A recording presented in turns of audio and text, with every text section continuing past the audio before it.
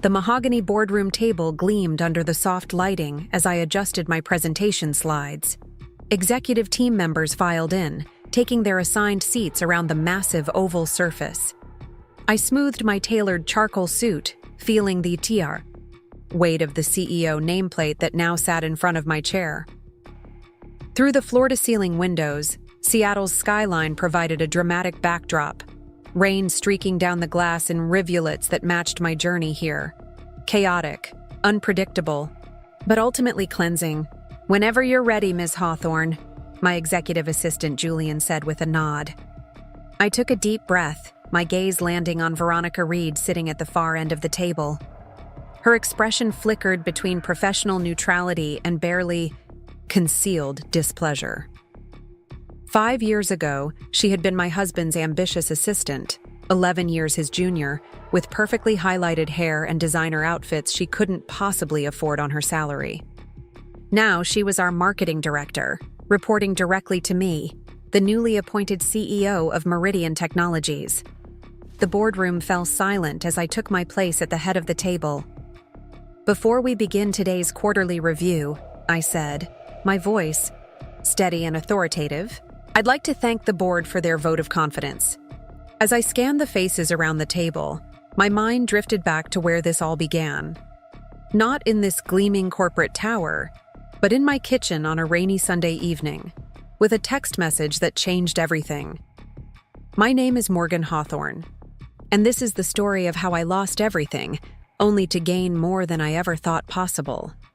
The text arrived while I was preparing a surprise anniversary dinner. 8 years of marriage to Mason Reed, Meridian Technologies' rising star, Chief Financial Officer. 8 years of building a life together, of supporting his career while gradually growing my own role in the company's finance department. I'd started as a junior analyst when he was already a director, both of us bonding over balance sheets and financial projections.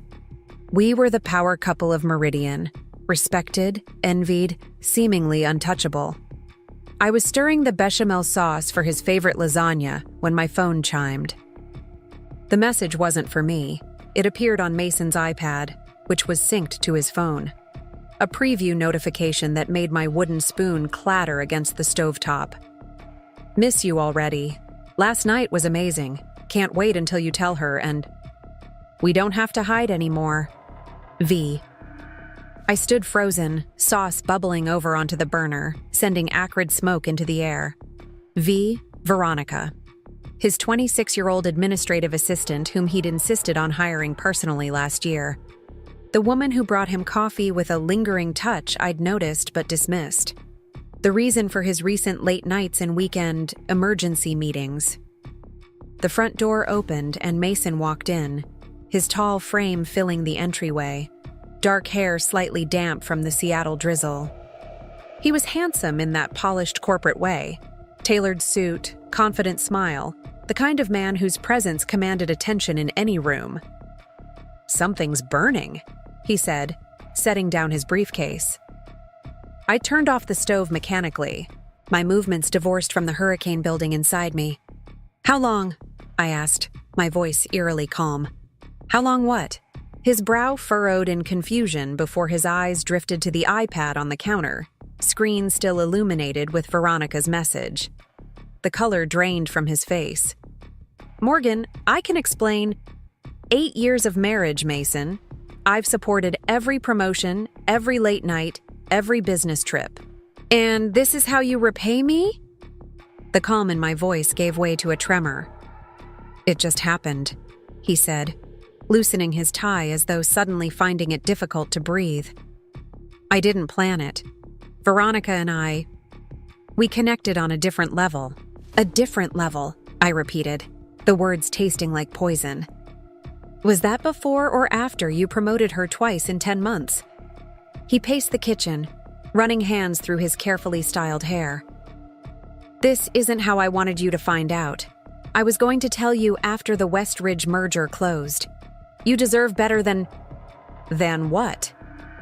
I stepped toward him, sauce-covered, spoon still clutched in my white-knuckled grip.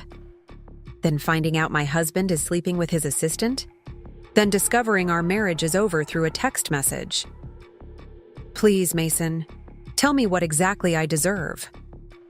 His expression shifted from guilt to something harder, more defensive. You've been so focused on your own career lately. We barely talk anymore. When was the last time we actually connected? The audacity of his deflection hit me like a physical blow. So this is my fault? I've been focused on my career because you encouraged me to be. Morgan, you're too smart to stay. In middle management, remember that? Your exact words. Mason sighed, adopting the same placating tone he used in difficult board meetings.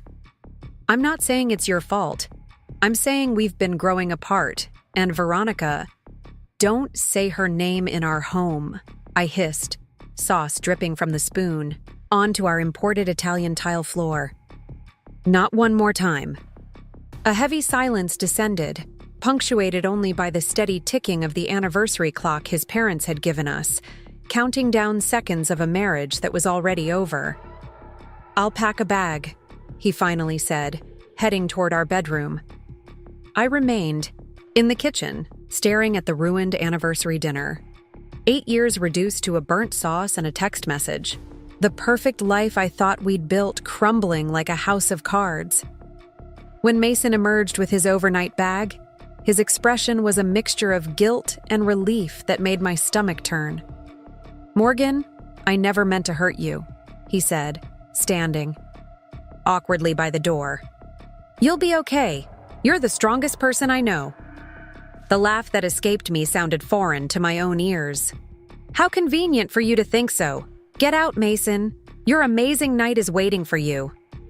After the door closed behind him, I sank to the kitchen floor, still clutching the wooden spoon like some absurd anchor to the life that had just slipped away. Sauce dripped onto my cream-colored blouse, the one I'd carefully chosen for our anniversary dinner, creating stains that would never come out, much like the stain Mason and Veronica had left on my life. I don't know how long I sat there before reaching for my phone and calling the one person I knew would understand. Zara, it's me. My marriage is over. Zara Chen arrived at my door 40 minutes later with a bottle of tequila and fierce determination in her eyes. We'd been friends since college, her blunt pragmatism the perfect balance to my methodical planning. Now vice president of Meridian's legal department, Zara was respected and slightly feared throughout the company. He's an idiot, she declared, pouring generous shots as I recounted the evening's events.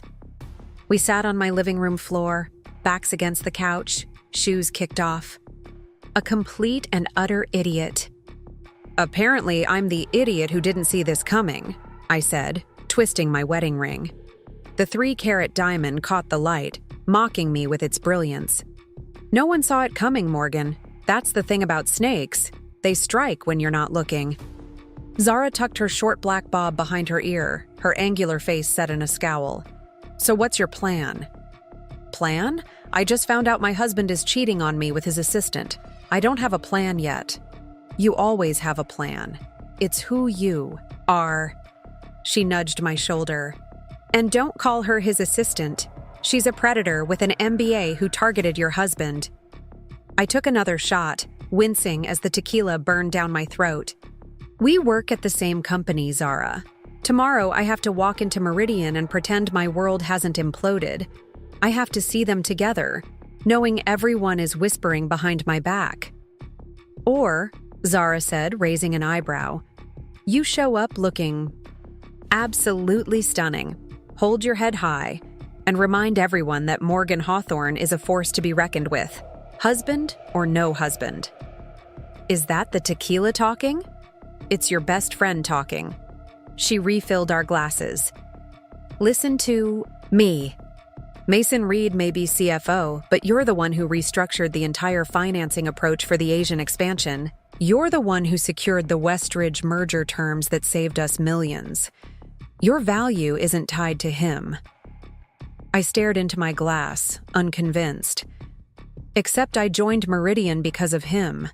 Everyone sees me as Mason's wife first, finance manager second. Then change that narrative.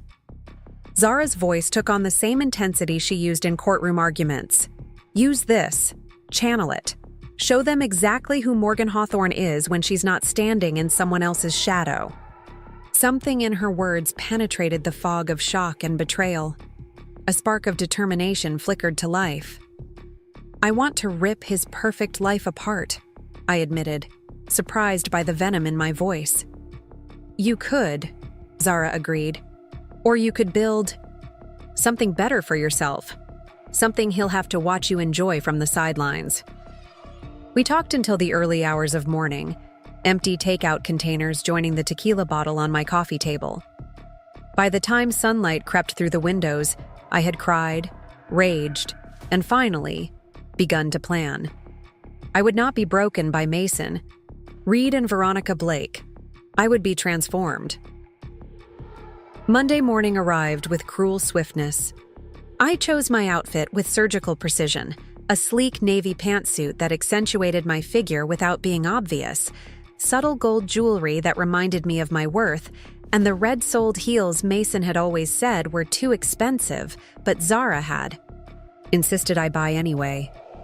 Battle armor, I whispered to my reflection.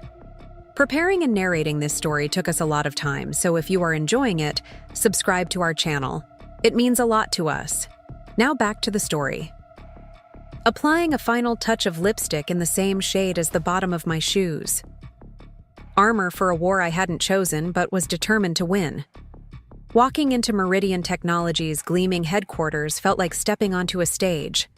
The modern glass and steel structure housed over 500 employees, most of whom knew Mason and me as a unit. How long would it take for news of our separation to spread? Had it already? Leo Patterson, head of IT and one of the few executives who'd always treated me as a colleague rather than Mason's wife, intercepted me at the elevator. "Morgan, thank God," he said, falling into step beside me. "The Westridge security protocols are a nightmare. Their system won't integrate with ours, and the merger closing is in 3 weeks. I need your financial models adjusted to account for a longer transition period." Work. Something I could control. Something I understood. "Send me the revised timeline," I replied, grateful for the distraction. "I'll have updated projections by this afternoon." Leo's relief was palpable.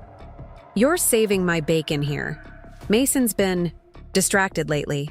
Said to take integration concerns to you directly." So Mason had been offloading work onto me while pursuing his affair. The realization stoked the ember of anger in my chest. "Happy to help," I said, my professional mask firmly in place. "That's what I'm here for." The finance department occupied the 32nd floor, with Mason's corner office providing panoramic views of the city and Puget Sound beyond. My more modest office was down the hall, still respectable, but clearly secondary. As I passed his door, I saw it was closed, blinds drawn. Either he hadn't arrived yet, or he was hiding. Coward. I immersed myself in work, losing track of time as I recalibrated financial models and projection scenarios. The familiar rhythm of numbers and calculations provided a comforting structure to a day that might otherwise have collapsed beneath the weight of my personal turmoil. Around noon, a soft knock interrupted my concentration. Julian Mercer, the executive assistant to CEO Victor Harrington, stood in my doorway. With his impeccable suits and unflappable demeanor, Julian was the gatekeeper everyone both respected and slightly feared. "Ms. Hawthorne, Mr. Harrington would like to see you." In his office. My stomach dropped. Had Mason already spoken to our CEO?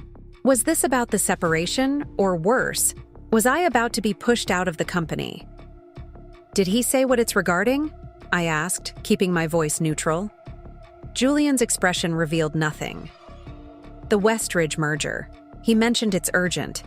I gathered my tablet and followed Julian to the executive floor, mentally preparing for whatever awaited me. Victor Harrington had founded Meridian Technologies 20 years ago, building it from a small software consultancy into a major player in enterprise solutions. Now, in his 60s, he remained sharp as ever, with a reputation for being demanding, but fair.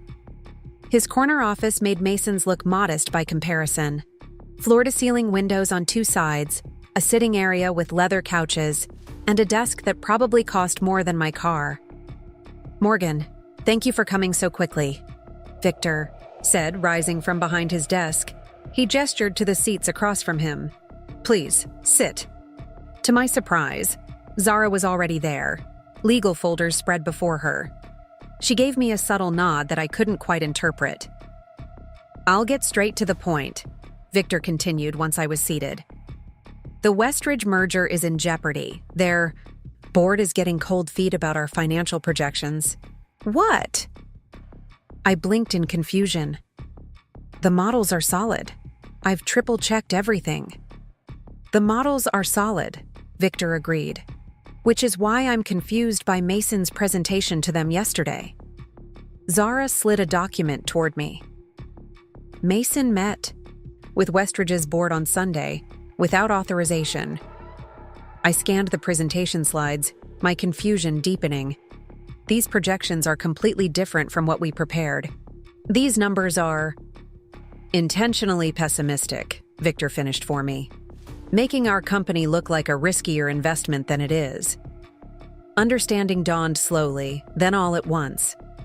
Sunday, when Mason was supposedly at an emergency meeting.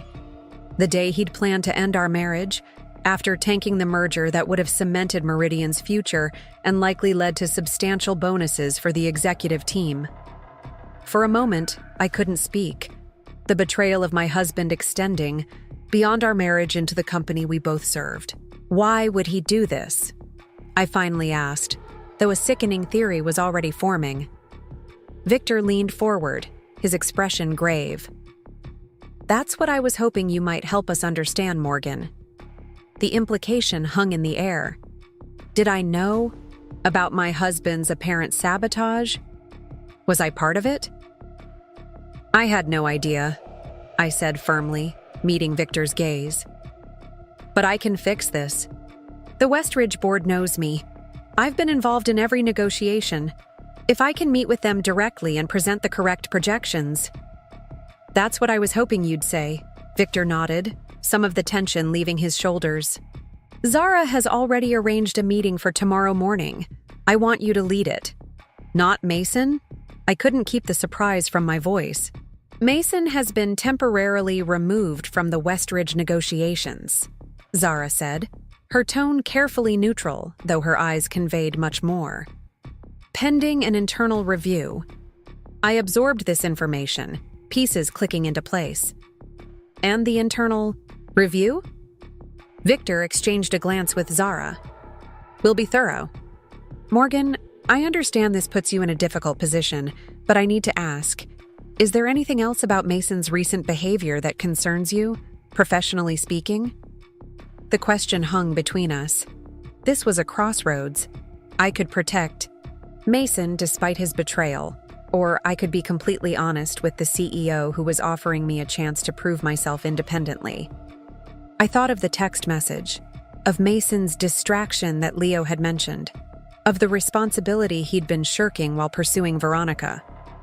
"He's been delegating most of his core responsibilities for the past 3 months," I said finally. "Projects are falling behind, teams are confused about direction, and now this." I gestured to the falsified presentation. "This isn't the Mason Reed I know." Victor nodded slowly. "I was afraid of that. Take the lead on Westridge, Morgan.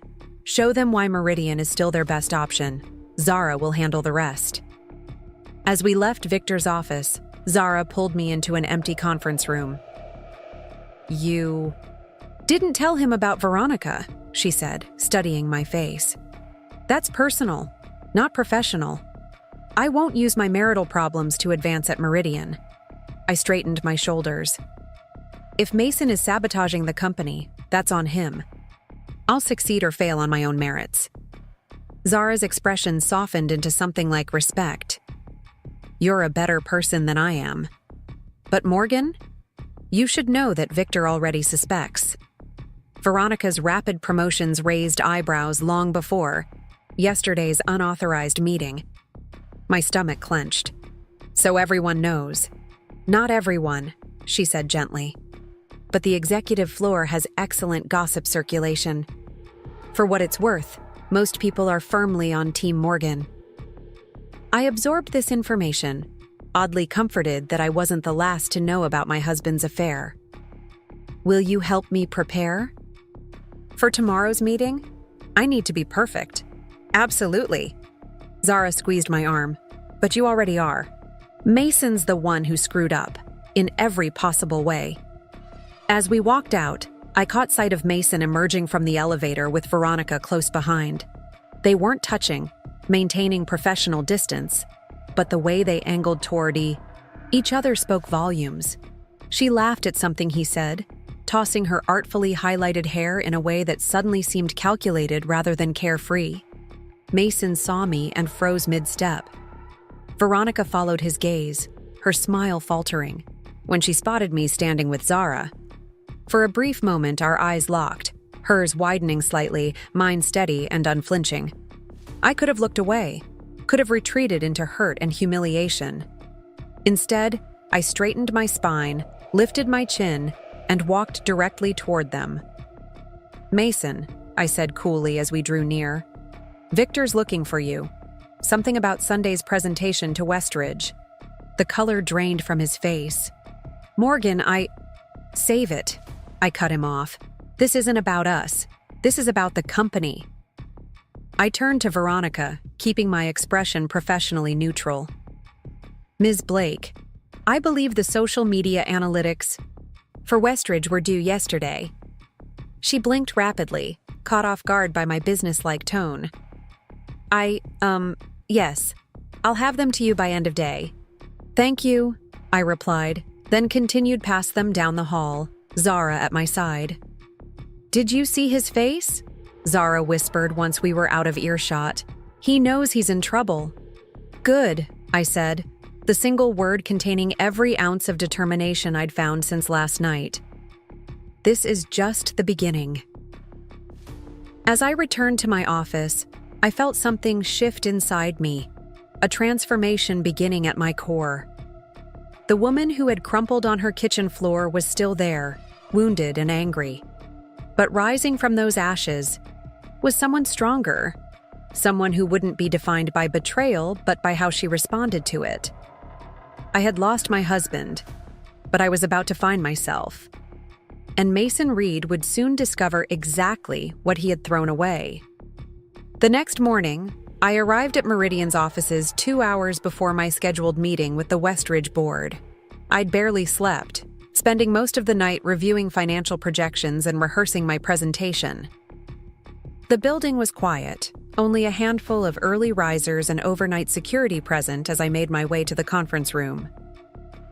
6 months had passed since my world had imploded, and then, surprisingly, reassembled itself into something stronger. The Westridge merger had closed successfully, cementing Meridian Technologies' position as an industry leader and significantly boosting our market valuation. My role as acting CFO had transitioned from temporary to permanent with unanimous board approval, an achievement that still sometimes felt surreal when I woke up in the morning. Julian was already there, setting up the projection system and arranging water carafes on the polished table. "You're early, Ms. Hawthorne," he noted, though his expression suggested he'd expected nothing less. "Wanted to make sure everything's perfect," I replied, setting down my portfolio and tablet. "Victor mentioned you helped prepare the corrected presentation slides?" Julian nodded. "Until midnight. Mr. Harrington was quite adamant about getting things right." His carefully neutral tone couldn't quite hide his curiosity. We both knew he was privy to more executive information than most people in the company. "Thank you," I said sincerely.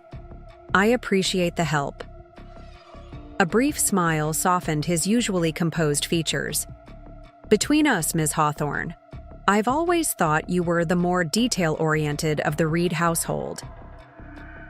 The casual reference to my now fractured marriage stung, but Julian's obvious support counterbalanced it. I wondered how many others at Meridian had seen what I hadn't, that Mason and I had been growing apart long before Veronica entered the picture. "Let's hope the Westridge board agrees with your assessment," I said, checking the presentation one final time. By 9 o'clock, the conference room filled with Westridge executives, their expressions ranging from skeptical to openly hostile. Their lead negotiator, Barbara Winters, a formidable woman in her 50s with steel gray hair and piercing eyes, sat directly across from me. "Mrs. Reed," she began, pointedly using my married name, "I must say we were surprised to hear from Mr. Harrington that you would be leading today's meeting instead of your husband." I didn't correct her about my name, choosing instead to address the underlying concern. "Mason is handling other aspects of the merger. I've been intimately involved in all financial projections since negotiations began, so I'm well positioned to address yesterday's inconsistencies." Barbara's eyes narrowed. Inconsistencies is a polite term for what appeared to be deliberate misrepresentation. We've built our due diligence on trust, and that trust has been severely compromised. I met her gaze steadily. "I understand your concerns, and they're valid. What I'm asking for today is an opportunity to show you the actual numbers and restore that trust." For the next 2 hours, I walked them through every aspect of Meridian's financial health, our cash reserves, revenue projections, cost synergies, and integration timelines. I addressed each discrepancy in Mason's presentation with the correct data, backing everything with extensive documentation. "As you can see," I concluded, displaying the final projection slide, "the combined entity will achieve profitability 30% faster than industry standard for similar mergers, with significantly lower integration costs than Mason's presentation suggested." Barbara leaned back in her chair, her expression thoughtful. "These numbers align more closely with our initial assessments. The question remains, why did your CFO present such different figures?" The room fell silent. Every face turned toward me, waiting. This was the moment that would define not just the merger's future, but potentially my own at Meridian. I could defend Mason out of misplaced loyalty, or I could be honest without being vindictive. I chose the middle path. "I can't speak to Mason's reasoning," I said carefully.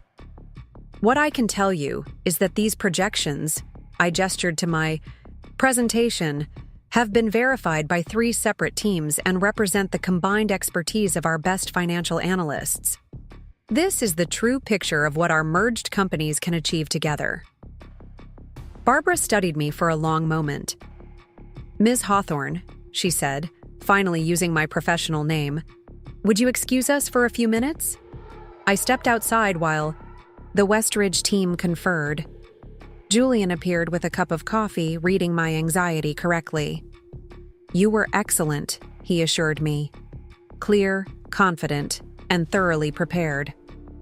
"But will it be enough?" I took a sip of the perfectly prepared coffee. Julian somehow knew exactly how I took it. "Mr. Harrington is waiting in his office for your update," he said, which wasn't quite an answer. 20 minutes later, Barbara emerged from the conference room. "We're prepared to proceed with the merger as originally outlined," she announced. "With one condition, you will serve as our primary financial contact going forward, not Mr. Reed." Relief washed over me, quickly followed by a complicated mix of professional pride and personal discomfort. I was being recognized for my abilities, but also explicitly chosen over my husband. "I would be happy to continue as your point person," I agreed, extending my hand. Barbara's grip was firm and approving. After the Westridge team departed, I went directly to Victor's office to report our success. To my surprise, Mason was there. His normally immaculate appearance slightly disheveled, tension evident in his posture as he sat across from our CEO. "Morgan," Victor exclaimed, rising as I entered. "Perfect timing. How did it go?" I hesitated, acutely aware of Mason's presence. "The merger is back on track. Westridge has agreed to the original terms." Mason's head snapped up, relief and confusion warring on his face. They agreed? After everything? They agreed, I confirmed, directing my answer to Victor rather than my husband, with the stipulation that I serve as their primary financial contact going forward. The implication hung in the air. Mason had been effectively removed from his most significant project. Victor smiled, the expression not quite reaching his eyes. "Excellent work, Morgan. I knew you could salvage this." He turned to Mason. "As I was saying, we need to discuss your recent performance concerns. Perhaps Morgan should—" "Stay," Mason interrupted, his voice strained. "She deserves to hear this, considering she just had to clean up my mess." I nearly protested, wanting nothing less than to be present for Mason's professional dressing down on top of our personal collapse. But something in Victor's expression stopped me. This wasn't just about Mason. It was about me, too. "Very well," Victor said, gesturing for me to sit. "Mason, your unauthorized meeting with Westridge and the presentation of misleading financial data are serious breaches of your fiduciary responsibility to this company." Mason ran a hand through his hair, a gesture of frustration I'd seen countless times during our marriage. I made a mistake. The stress of the merger, personal issues. I wasn't thinking clearly. "You intentionally presented false information to our most important acquisition partner," Victor countered, his tone hardening. "That goes beyond a mistake." "What happens now?" I asked, unable to stay silent any longer. Victor folded his hands on his desk. Normally, this would be grounds for immediate termination. However, given Mason's long history with Meridian and the fact that you've managed to repair the relationship with Westridge, I'm offering an alternative. Mason's expression brightened slightly. "What alternative?" "Reassignment. You'll step down as CFO and take over our Seattle regional office as Director of Operations. Still an executive position, but removed from the merger and financial leadership." The color drained from Mason's face. It was a significant demotion, from C-suite to regional management, from headquarters to a satellite office. "And if I refuse?" he asked, though his tone suggested he already knew the answer. "Then the board receives my full report on yesterday's events, and you leave with nothing," Victor said simply. "Your choice, Mason, but I need your decision now." I watched my husband. Was he still my husband if we'd been separated for all of 48 hours? As he processed the destruction of his carefully built career. Part of me, the wounded part, felt a surge of vindication. The rest just felt hollow. "I'll take the regional position," he finally said, defeat evident in every syllable. Victor nodded. "Effective immediately. HR will manage the transition announcement." He turned to me. "Morgan, I'd like you to temporarily assume CFO responsibilities for the Westridge integration. We'll discuss a more permanent arrangement once the merger closes." The words took a moment to register. "You want me to serve as acting CFO?" "You've earned it," Victor said simply. "Your performance today proved that."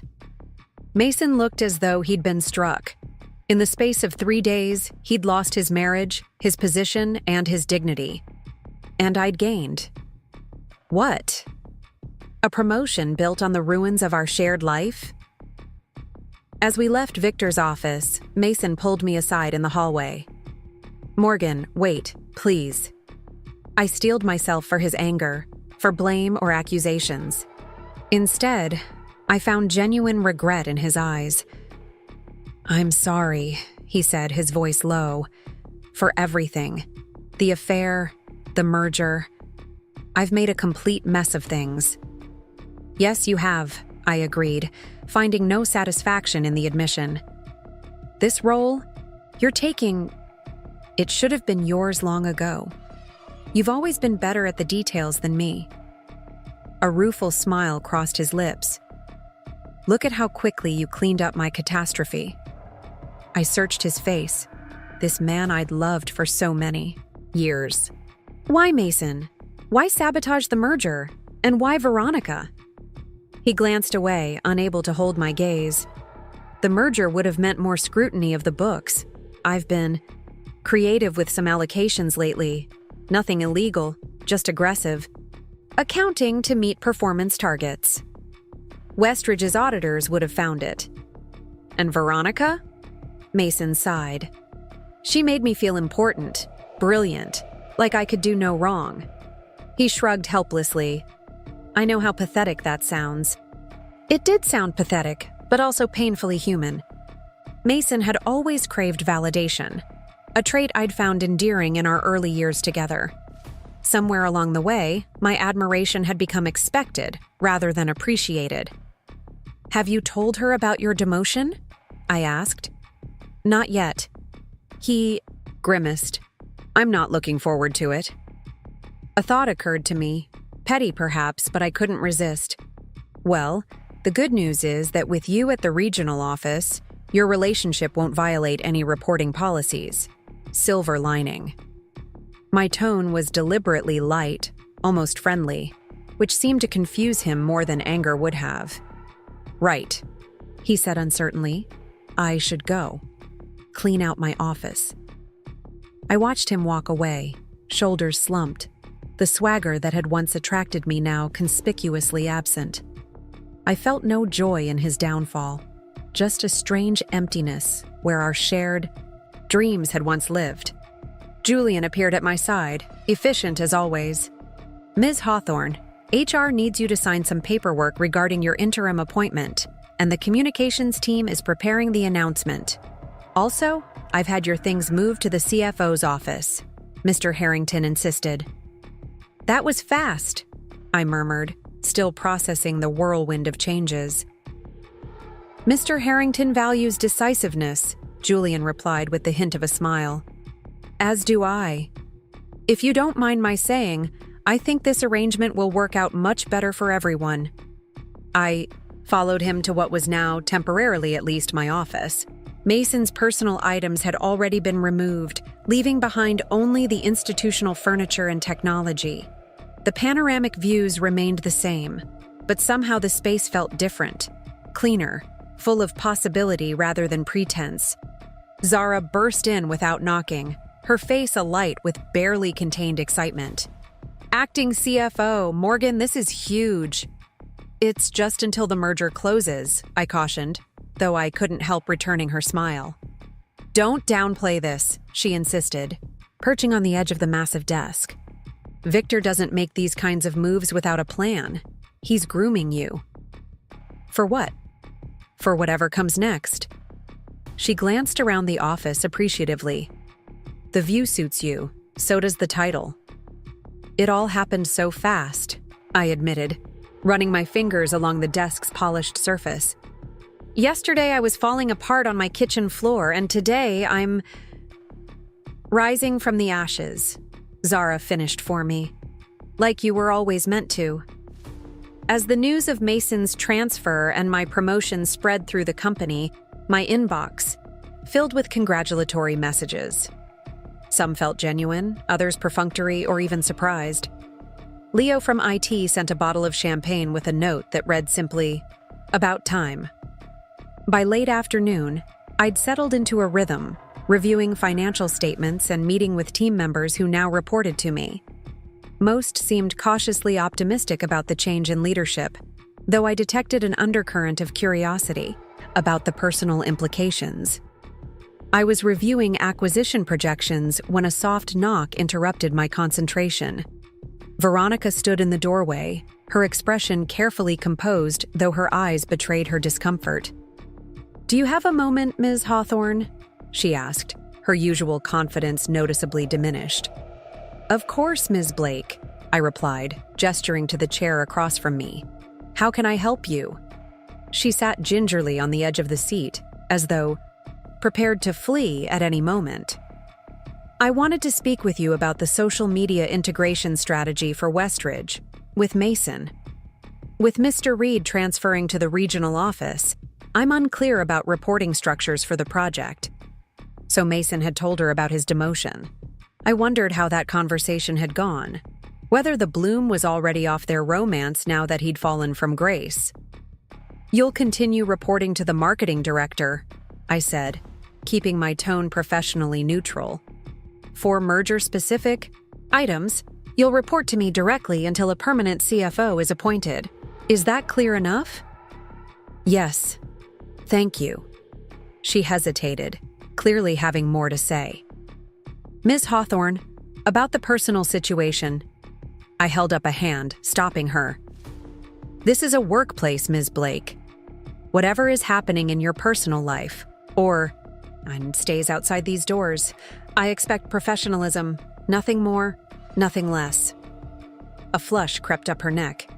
"Of course, I apologize for the interruption." As she turned to leave, I added, "The Westridge analytics you mentioned yesterday, I'll need those on my desk by morning. We're accelerating the integration timeline." "I'll have them ready," she promised, her expression unreadable as she closed the door behind her. Alone again, I leaned back in my chair, surprised by my own composure. I'd faced both my husband and his mistress in the span of a few hours, handling each encounter with a dignity I hadn't known I possessed. The pain was still there, a dull ache beneath my breastbone, but it was no longer debilitating. My phone buzzed with a text from Zara. "Drinks tonight to celebrate your meteoric rise?" I smiled, typing back, "Absolutely. I think I've earned it." As I gazed out at the Seattle skyline, clouds parting to reveal patches of blue, I realized that while I hadn't chosen this path, I was finding my footing on it nonetheless. Mason's betrayal had torn apart the life I thought I wanted, but perhaps it had also cleared the way for the life I was meant to have all along. The intercom buzzed. Julian's voice came through, crisp and efficient. "Ms. Hawthorne, the board, would like to see you. Regarding the succession plan." A succession plan? For a position I'd never even dreamed of pursuing. "I'll be right there," I replied, straightening my jacket and squaring my shoulders. Whatever came next, I was ready. 6 months had passed since my world had imploded, and then, surprisingly, reassembled itself into something stronger. The Westridge merger had closed successfully, cementing Meridian Technologies' position as an industry leader and significantly boosting our market valuation. My role as acting CFO had transitioned from temporary to permanent, with unanimous board approval, an achievement that still sometimes felt surreal when I woke up in the morning. The divorce had been finalized with unexpected efficiency. Mason hadn't contested anything, agreeing to my terms with a resignation that bordered on relief. We'd sold our shared home, dividing the proceeds and moving to opposite sides of the city. Me to a sleek downtown apartment with views of Puget Sound, him to a smaller place near the regional office he now directed. Life had settled into a new rhythm, professionally rewarding if personally solitary. I dove into work with an intensity that impressed even Victor, who had taken to inviting me to the strategic planning sessions that had once been reserved for his inner circle. "Morgan," Zara called, peeking into my office one Thursday afternoon in early autumn. "You're going to want to see this." I looked up from the quarterly projections I'd been reviewing. "Please tell me it's not another acquisition target. We barely digested Westridge." "Better." She dropped a press release on my desk, her expression a mix of amusement and vindication. "Veronica's leaving." I scanned the document. A standard announcement that Veronica Blake had accepted a position with a competitor, effective immediately. It was bland corporate language that revealed nothing about the circumstances. "Interesting timing," I noted, handing the paper back to Zara. Right after her 6-month performance review. Zara perched on the edge of my desk. Word is, she didn't take the feedback well. Apparently, her social media strategy for the merged brands was derivative and lacking substantive metrics, at least according to marketing. I kept my expression carefully neutral. Well, I wish her the best in her new role. "Liar," Zara laughed. "But that's why you're the CFO and I'm still in legal. You've mastered corporate diplomacy. Speaking of diplomacy, what's this I hear about you and Leo from IT having dinner at Canlis last weekend? I countered, enjoying the rare blush that spread across my friend's cheeks. Research, she said primly. Their new security protocols are quite impressive. I raised an eyebrow. Is that what we're calling it now? Before she could respond, my phone rang, Victor's direct line. Zara took the hint and retreated, mouthing details later about the Leo situation as she closed my door. Morgan, Victor's voice came through crisply. I need you in the Osprey room, now. The Osprey room was our most secure conference space, usually reserved for sensitive board discussions or crisis management. My pulse quickened as I gathered my tablet and headed for the elevator. Julian was stationed outside the room, his normally unflappable demeanor slightly strained. They're waiting for you, he said, opening the door. Inside, Victor sat at the head of the table with Barbara Winters from Westridge, now our chief integration officer, and two people I didn't recognize. A man in his 60s with the bearing of old money, and a younger woman whose sharp gaze assessed me instantly. Morgan, thank you for joining us, Victor said, gesturing to an empty chair. This is Harold Blackwood and his daughter Christine from Blackwood Capital. The Blackwood name registered immediately. One of the largest private equity firms on the West Coast, with a reputation for aggressive acquisitions and even more aggressive restructuring afterward. We were just discussing Meridian's impressive performance since the Westridge merger, Harold said, his voice cultivated and smooth. Victor credits much of that success to your financial leadership. I nodded acknowledgement while my mind raced. Why were the Blackwoods here? Were they looking to invest? Or worse, to acquire? Morgan has revolutionized our financial approach, Victor confirmed. The integration efficiency metrics speak for themselves. Christine Blackwood tapped her manicured fingernails against a leather portfolio. They certainly do. Which is why we're particularly interested in your perspective on our proposal, Ms. Hawthorne. Proposal? I glanced at Victor, whose expression gave nothing away. Blackwood Capital is making a significant equity investment in Meridian, he explained, with some governance conditions. The room felt suddenly airless. Private equity investment typically meant one thing: a path to exit, either through sale or public offering. And governance conditions usually meant leadership changes. I see, I said carefully. And what role would I play in this new structure? Christine smiled, the expression not quite reaching her eyes. That's precisely what we'd like to discuss. Our analytics suggest Meridian would benefit from fresh executive leadership as it scales post-merger. Fresh leadership. The euphemism hung in the air, its meaning clear. Victor was being pushed out. We've been very impressed with your performance metrics, Harold added, particularly how you handled the financial restructuring after the departure of your predecessor. The slight emphasis on predecessor made it clear he knew about Mason. Morgan, Victor said, his tone more gentle than I'd ever heard from him. Blackwood Capital wants you on the executive leadership team that will guide Meridian through its next phase. As CFO, I clarified. As CEO, Christine corrected. With Victor transitioning to chairman of the board. The words hit me like a physical force. CEO of Meridian Technologies. The position I'd never even aspired to, considered so far beyond my reach that I hadn't bothered to dream about it. This is unexpected, I managed. But not undeserved, Victor said firmly. I've been planning my transition for over a year. The Westridge merger was to be my final major initiative before stepping back. Blackwood's investment accelerates that timeline, but the destination remains the same. We need your answer within the week, Harold stated, businesslike. The investment is contingent upon leadership continuity that the market will respect.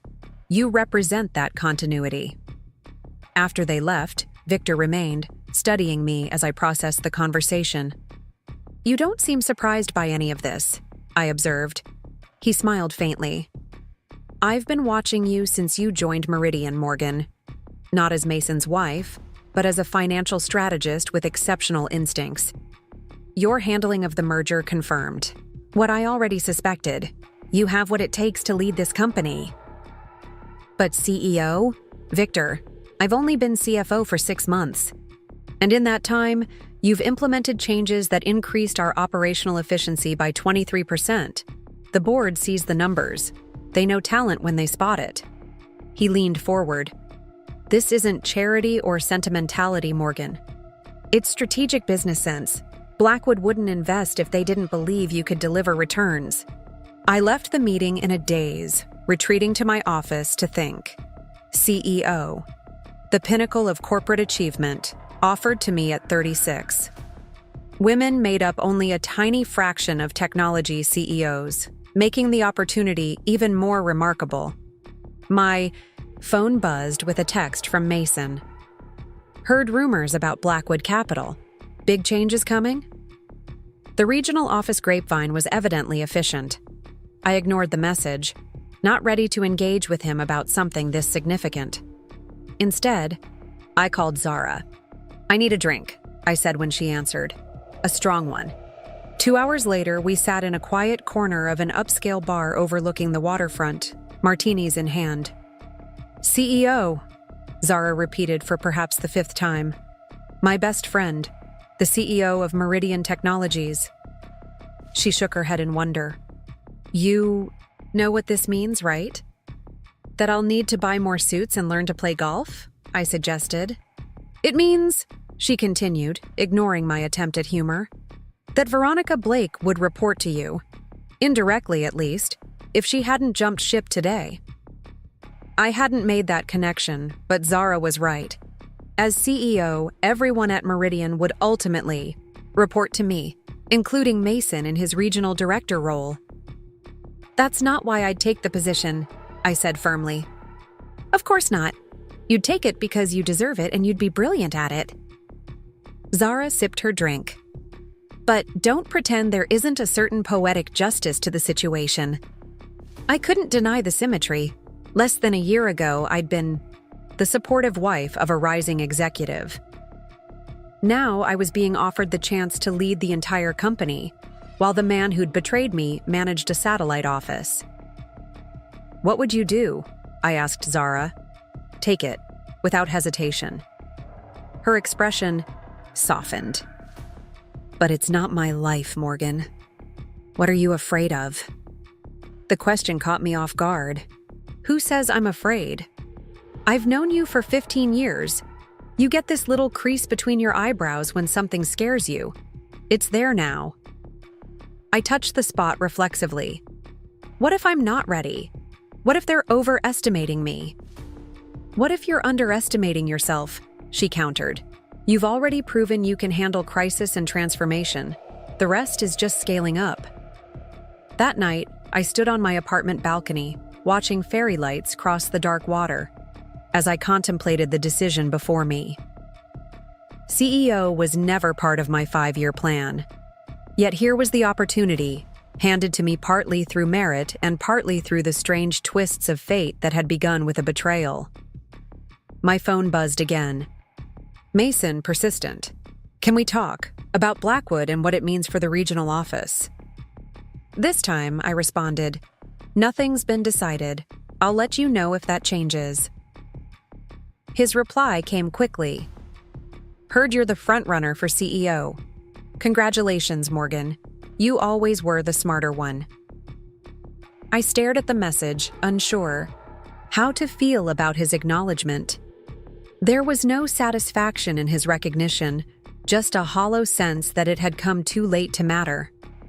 Another text arrived, this one from an unknown number. Ms. Hawthorne, this is Veronica Blake. I know this is inappropriate, but I wanted to apologize before I leave Seattle. Coffee tomorrow? The audacity was almost admirable. After everything, Veronica wanted closure, or perhaps absolution. I typed a response, then deleted it, typed another, deleted that too. Finally, I settled on. I appreciate the gesture, but there's nothing to discuss. I wish you well in your new position. Professional, distant, final. The next morning, I arrived at the office earlier than usual, finding Julian already at his desk. "Ms. Hawthorne," he greeted me, "I have the Blackwood proposal documents prepared for your review, and I've taken the liberty of rescheduling your meetings for the next 2 days to give you time to consider." I smiled, grateful for his efficiency. "Thank you, Julian. Could I ask your opinion on something?" He looked surprised but pleased at the request. "Of course." "If you were offered an opportunity that seemed too good to be true, that came partially as a result of someone else's mistake, would you take it?" Julian considered the question with characteristic thoughtfulness. "I believe that success rarely follows a straight line, Ms. Hawthorne. Sometimes the most meaningful opportunities arise from circumstances we wouldn't have chosen." He adjusted his tie, a small gesture that seemed to emphasize his precision. "The question isn't how the door opened, but whether you're prepared to step through it." His insight stayed with me as I worked through the proposal details. By late afternoon, I'd made my decision.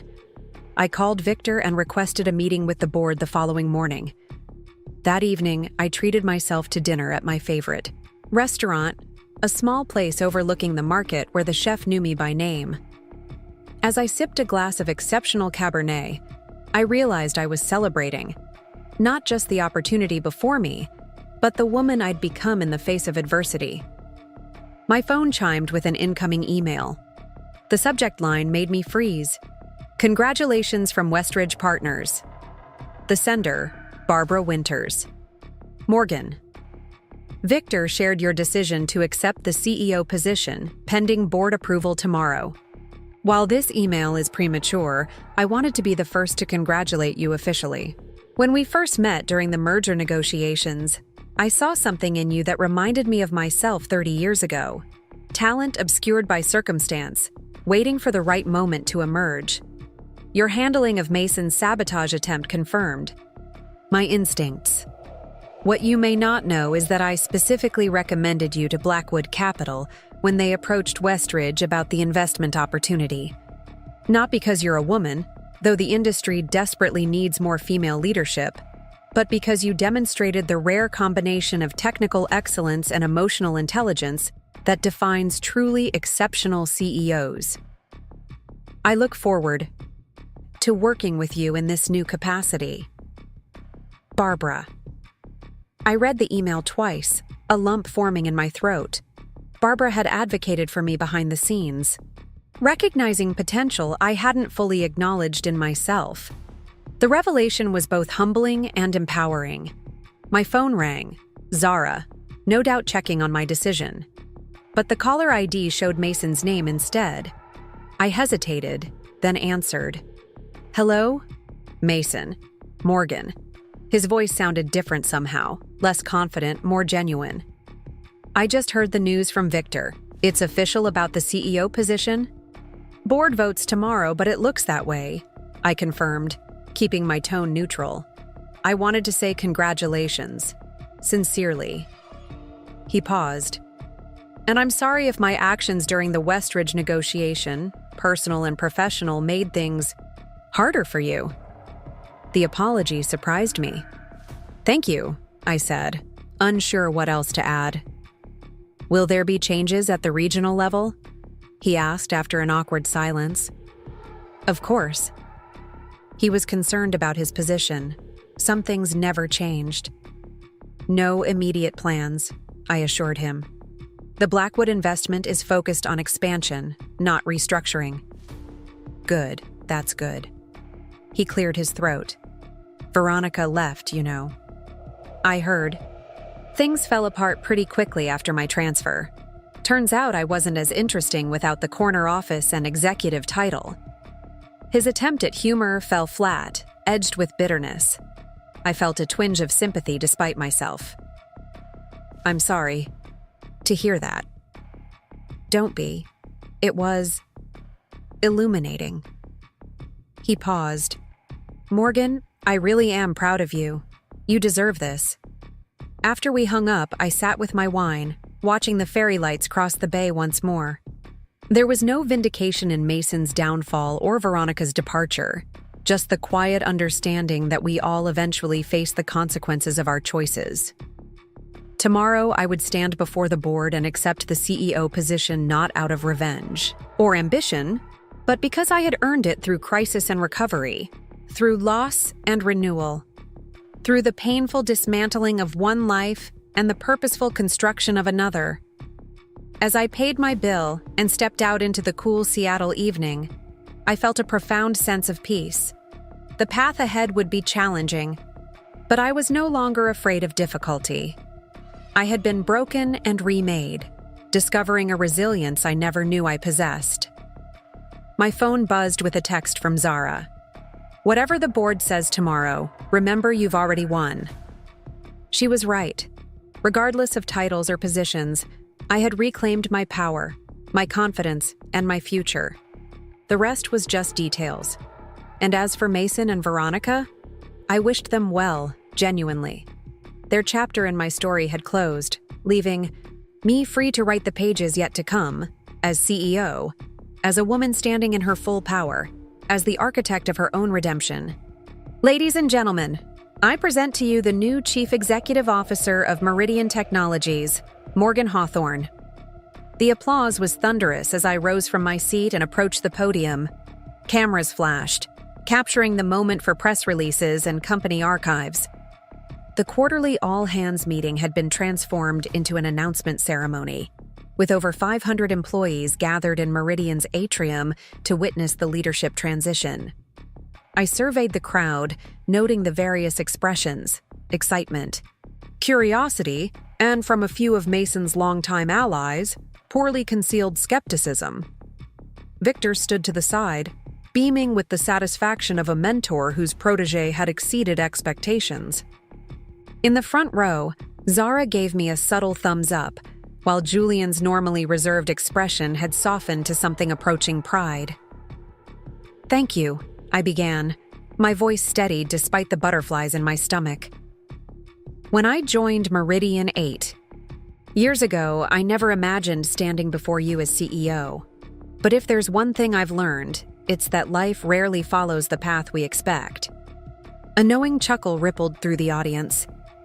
Many were aware of my personal journey over the past year, though the details had been kept professionally vague in official communications.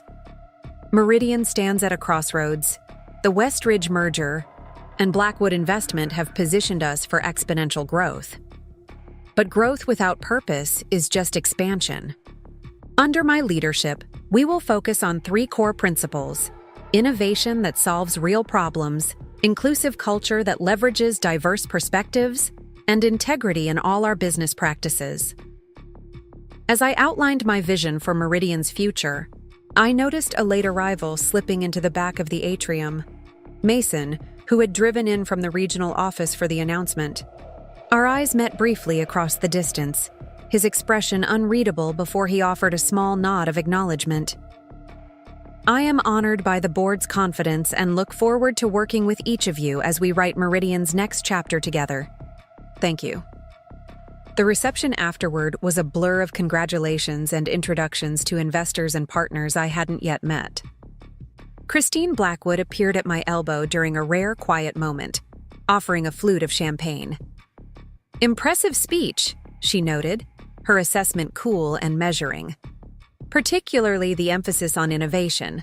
My father was pleased." "I meant every word," I replied, accepting the champagne but not drinking. "Blackwood's investment gives us runway, but only meaningful innovation will secure Meridian's future." She studied me with newfound interest. "Most new CEOs focus on short-term wins to prove themselves. You're playing a longer game."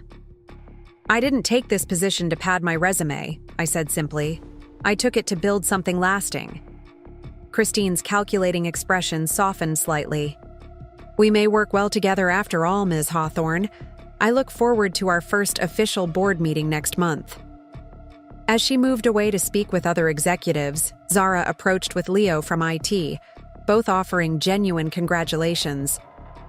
"So," Leo said with a grin, Does this mean our security upgrade gets fast-tracked now that we have friends in high places? It means your proposal will receive fair consideration based on its merits, I corrected, though I couldn't help returning his smile. But if you're looking for special treatment, I hear the legal department has a particular interest in cybersecurity these days. Zara blushed, a rare sight that made Leo beam even more broadly. I've been conducting very thorough due diligence, she admitted. Their easy happiness made my own solitary state more apparent, but not in a painful way. I was genuinely pleased to see my friend finding connection, even as I remained focused on my professional path. Morgan. Mason's voice came from behind me. I turned to find him holding a glass of scotch, looking slightly out of place among the headquarters executives. Congratulations, that was a hell of a speech. Thank you for coming, I said, meaning it. Despite everything, seeing him there felt like closure of sorts. How are things at the regional office? Better than expected, actually. He seemed surprised by his own admission. I'm more hands-on with clients now. Turns out I missed that part of the job. Zara and Leo tactfully excused themselves, leaving Mason and me in a small bubble of privacy despite the crowded reception. The board made the right choice, Mason said after a moment. You were always the one with the clearer vision. That's generous of you to say. He shrugged, a shadow of his old charm resurfacing. Not generous. Accurate.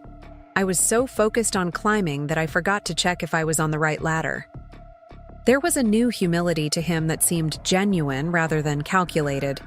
Perhaps demotion had provided perspective that success never could. And Veronica? I asked, surprising myself with the question. His expression clouded. Gone. Lasted 3 weeks at her new company before moving back east. Turns out ambition without substance has a short shelf life. I felt a complicated mix of emotions. Not satisfaction at her failure, but a certain sense of karmic balance being restored. I should let you get back to your guests, Mason said, gesturing to where Harold Blackwood was clearly looking to speak. With me. Just wanted to say congratulations in person. You've earned this. As he turned to leave, I found myself saying, Mason. He paused, looking back. Thank you for coming today. He nodded once, understanding the significance of the small peace offering, then disappeared into the crowd. The following weeks passed in a whirlwind of activity as I assembled my executive team and established my leadership approach. Most of Mason's former deputies remained, their initial wariness gradually transforming into cautious respect as they witnessed my management style firsthand. Victor transitioned to his chairman role with grace, available when I needed guidance but never overstepping. The hardest part of mentorship, he confided during one of our weekly lunches, is knowing when to step back and let your protege surpass you. Julian proved invaluable, his institutional knowledge and diplomatic skills helping me navigate the complex web of relationships that influenced company dynamics. I'd offered him a promotion to chief of staff, which he'd accepted with characteristic understatement. I believed that arrangement would be mutually beneficial.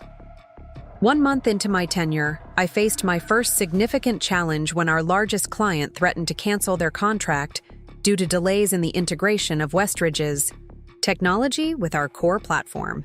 The issue had been building for weeks, but the previous management team had downplayed its severity. We need to fly to Chicago, I told Julian after a particularly difficult call with the client's CTO. Today. I'll make the arrangements, he replied without missing a beat. Should I contact their CEO directly? Yes, and have Leo prepare a technical briefing on the integration issues. I want solutions, not excuses, when we walk into that meeting. 6 hours later, I sat across from Malcolm Reeves, CEO of Gantry Industries, in his minimalist office overlooking Lake Michigan. His reputation for bluntness was well earned. 3 missed deadlines, Morgan, he said without preamble. Millions in wasted implementation costs on our end, and your predecessor kept promising it was just around the corner. I'm not here to make promises, Malcolm, I replied, matching his directness. I'm here to show you exactly where we stand and what we're doing to fix it. I signaled to Leo, who presented a brutally honest assessment of the integration challenges, followed by a concrete plan to resolve them, including dedicated developers, daily progress reports, and financial concessions to offset gantry's implementation costs. Malcolm's expression remained impassive throughout the presentation, but when Leo finished, he turned to me with newfound respect. Victor would have spent the first hour making excuses. I appreciate the candor. We value this partnership too. Much for anything less, I said simply. You'll have my personal cell number, and I'll be directly involved until this is resolved. By the time we flew back to Seattle that evening, we'd not only saved the gantry contract, but expanded it to include new service areas. The win boosted team morale and sent a clear message about my leadership style: transparent, solution-focused, and willing to face problems directly. Zara found me in my office the next morning, reviewing the integration plan with Leo and his "Damn, nicely done," she said after they left. Word about gantry is spreading. The stock is up 4 points this morning. We're not out of the woods yet, I cautioned. The real test will be delivering on the timeline we promised. Always the pragmatist. She smiled, then turned more serious. I wanted to let you know, Mason submitted his resignation yesterday. Effective end of the month. The news caught me off guard. Did he say why? He's starting his own consulting firm, smaller scale, focused on regional businesses. Zara studied my reaction. Are you okay with that?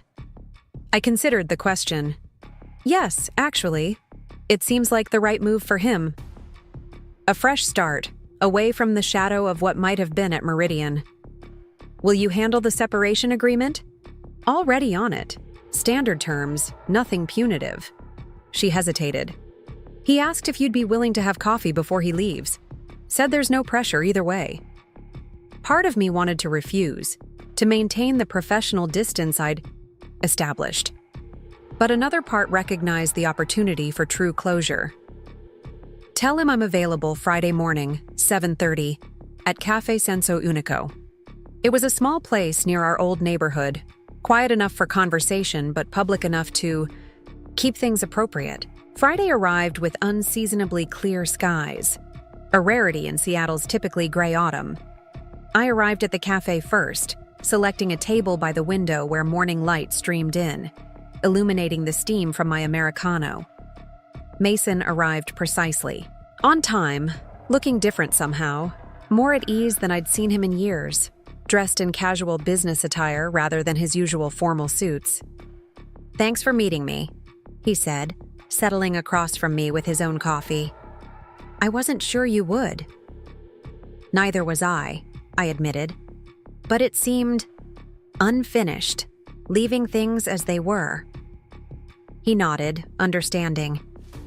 That's why I wanted to see you.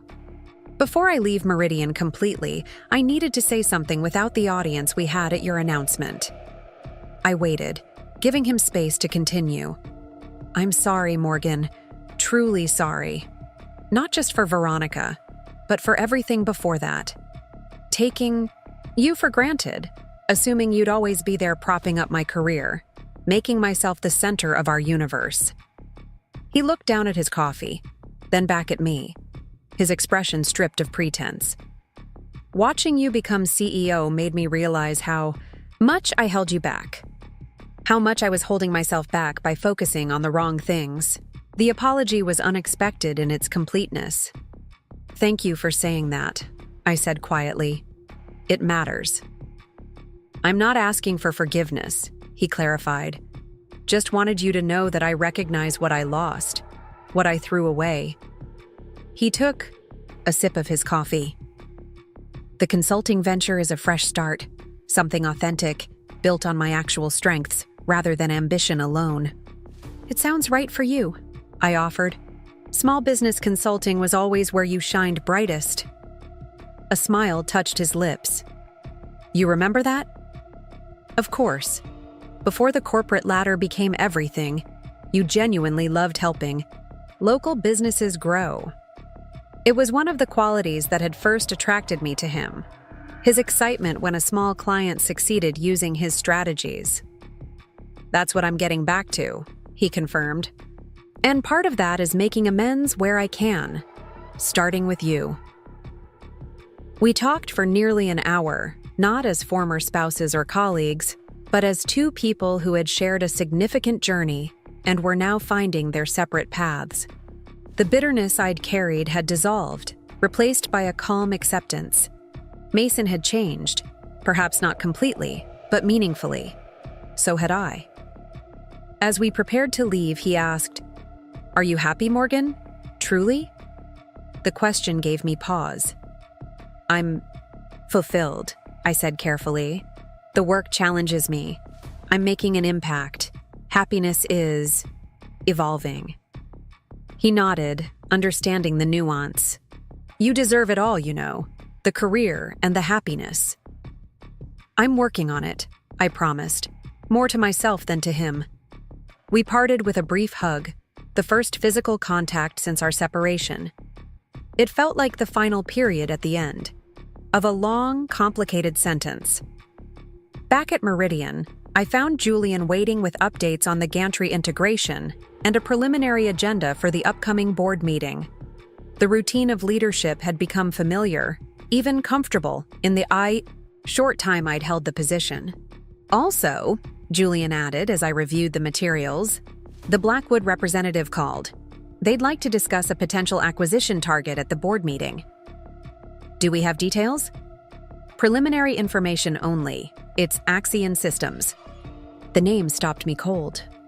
Axion was one of our main competitors, the company that had hired Veronica after she left Meridian. The coincidence seemed almost too perfect. "Are they serious about this?" I asked, keeping my tone measured.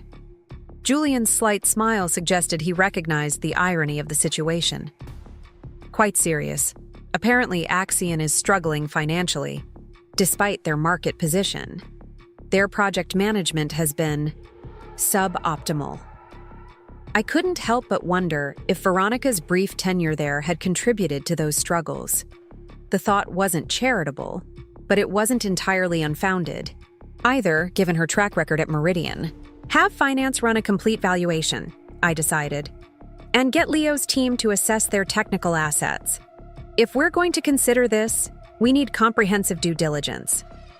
That evening, alone in my office after most employees had left, I stood looking out at the Seattle skyline as darkness fell and lights flickered on across the city. My reflection in the glass stared back at me, confident, composed, a woman fully in command of her power. 1 year ago, I had been defining myself primarily as Mason's wife, supporting his ambitions while keeping my own carefully contained. Now I stood at the helm of a major technology company, making decisions that affected hundreds of employees and millions in market value.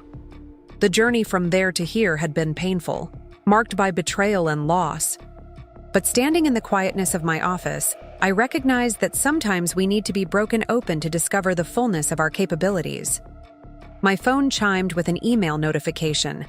Barbara Winters, checking in on the gantry situation.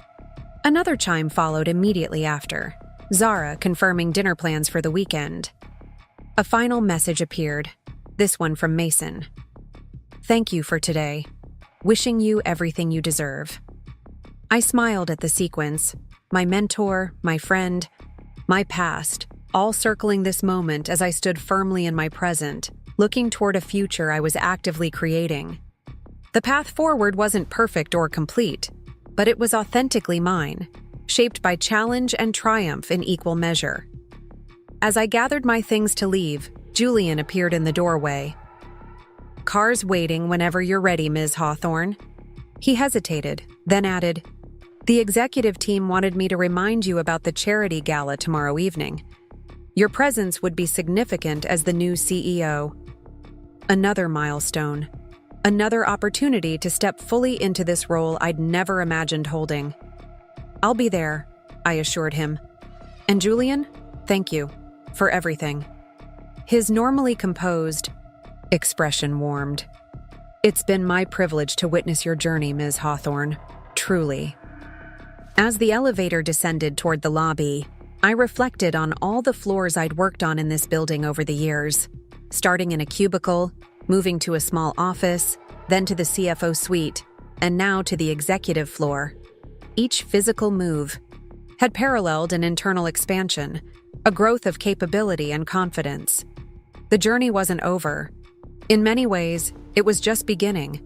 But for the first time since that fateful text message had shattered my world, I felt not just capable or resilient, but genuinely excited about what lay ahead, not because of titles or power, but because I had discovered a truth that no betrayal could take away. My value had never been defined by who loved me, but by who I was at my core. And that woman, the one I'd finally, fully become, was more than enough. The charity gala was held at the Seattle Art Museum, its modern architecture providing a dramatic backdrop for the city's business elite to network while ostensibly supporting education initiatives. I'd attended this event for years on Mason's arm, typically wearing whatever he suggested and staying close as he worked the room. Tonight couldn't have been more different. I arrived alone, wearing a midnight blue gown that Zara had helped me select. Elegant, yet commanding, with clean lines and subtle details that spoke of confidence rather than a need for attention. As I entered the grand hall, conversations paused and heads turned. Being the newly appointed female CEO of a major tech company made me a novelty in a room still dominated by men. "Morgan Hawthorne," announced the event coordinator at the entrance, "Chief Executive Officer, Meridian Technologies." The title still gave me a small thrill when spoken aloud. I smiled politely as applause rippled through the crowd, then made my way into the gathering, accepting congratulations from those who approached. "Quite an entrance," observed a voice at my elbow. I turned to find Daniel Frost, CEO of Nova Dynamics, one of our smaller competitors. He was in his mid-40s with salt and pepper hair and intelligent eyes behind stylish frames. "The tech world's newest power player arrives." "Hardly," I demurred, accepting a champagne flute from a passing server. "Still getting my bearings." "Your handling of the gantry crisis suggests otherwise," he countered with a knowing smile.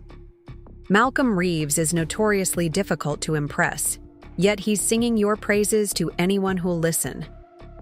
I raised an eyebrow. The tech CEO grapevine is efficient as ever. More so when remarkable things happen. Daniel's gaze was direct, but not uncomfortable. A woman saving a merger her predecessor nearly tanked, then ascending to CEO within a year? People talk.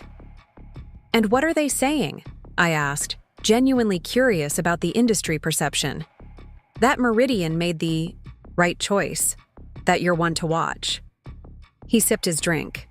"That your ex-husband must be kicking himself." I tensed slightly at the personal reference, but Daniel's expression held no malice, just matter-of-fact observation. "I prefer to focus on Meridian's future rather than my past," I replied evenly. He nodded, respecting the boundary. "As you should."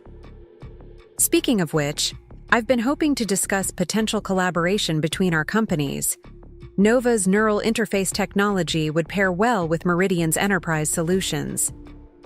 The conversation shifted to business, and I found myself engaged in a stimulating discussion about innovation trends and market opportunities.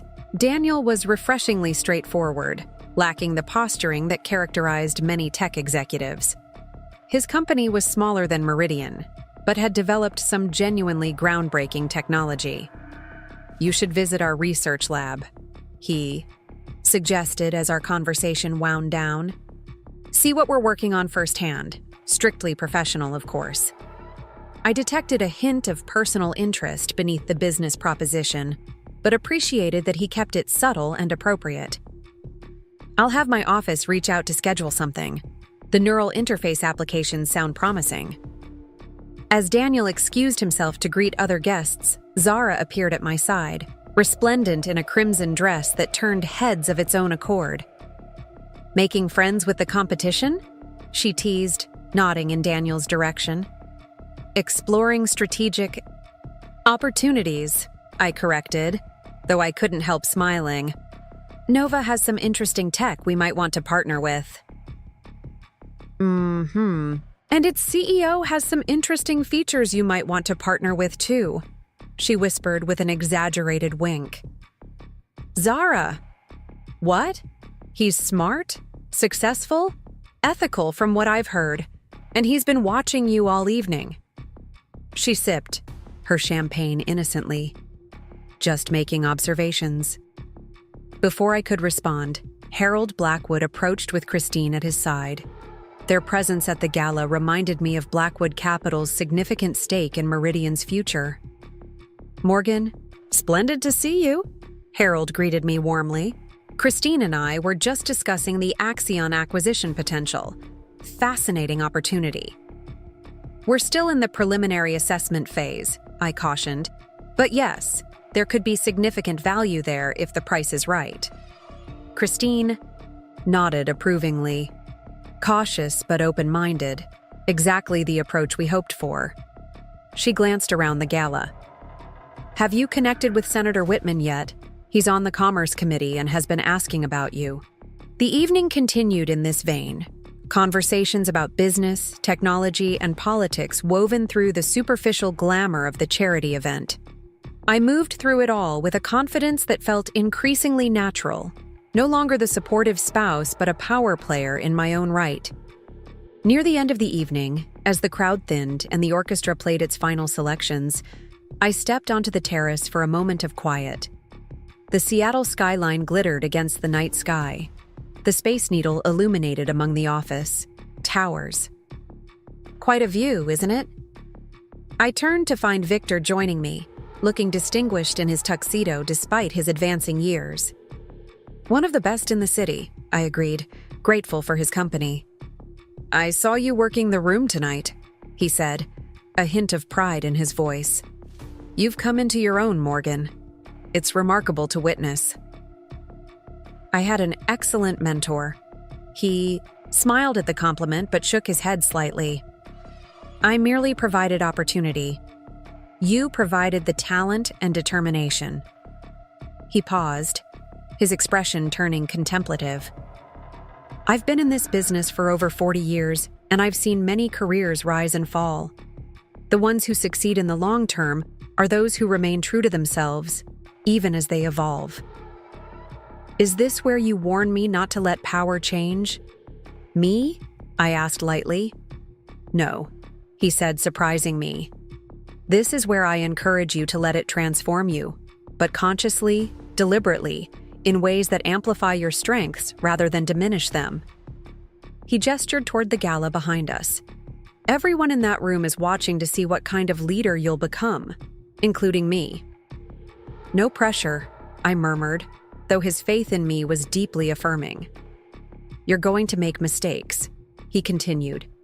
"Frankly, every CEO does.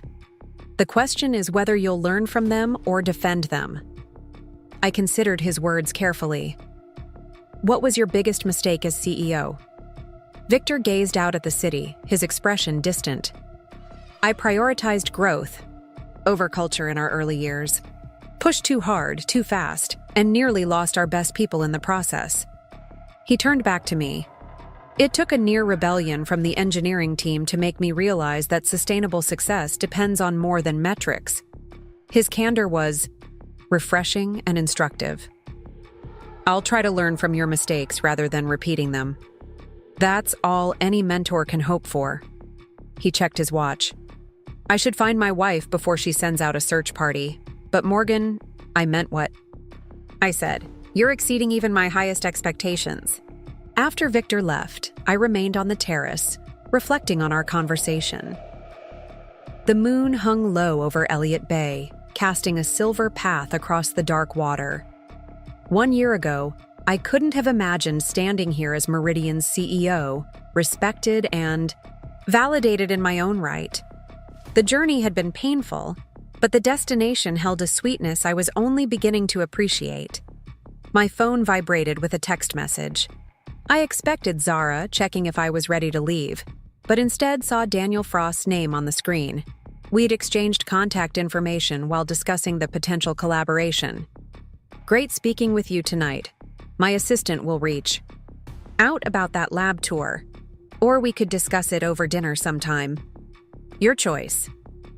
The message was professional with just a hint of personal interest, leaving the door open without pressure. I smiled to myself, unexpectedly pleased by his straightforward approach. "Lab tour first. Professional due diligence is important." His response came quickly. "Wise decision. Looking forward to it." As I slipped my phone back into my evening clutch, I realized I felt something I hadn't experienced in quite some time: the quiet flutter of possibility. Not just professionally, but personally as well. The sensation wasn't unwelcome. The next morning brought reality back into sharp focus as I arrived at Meridian's headquarters for an emergency meeting. Leo had discovered concerning vulnerabilities in the Westridge integration code that required immediate attention. "The good news," he explained as we gathered in the conference room, "is that we caught this before it affected any client systems. The bad news is that fixing it will delay several deliverables." I listened as he outlined the technical issues, mentally calculating the business impact.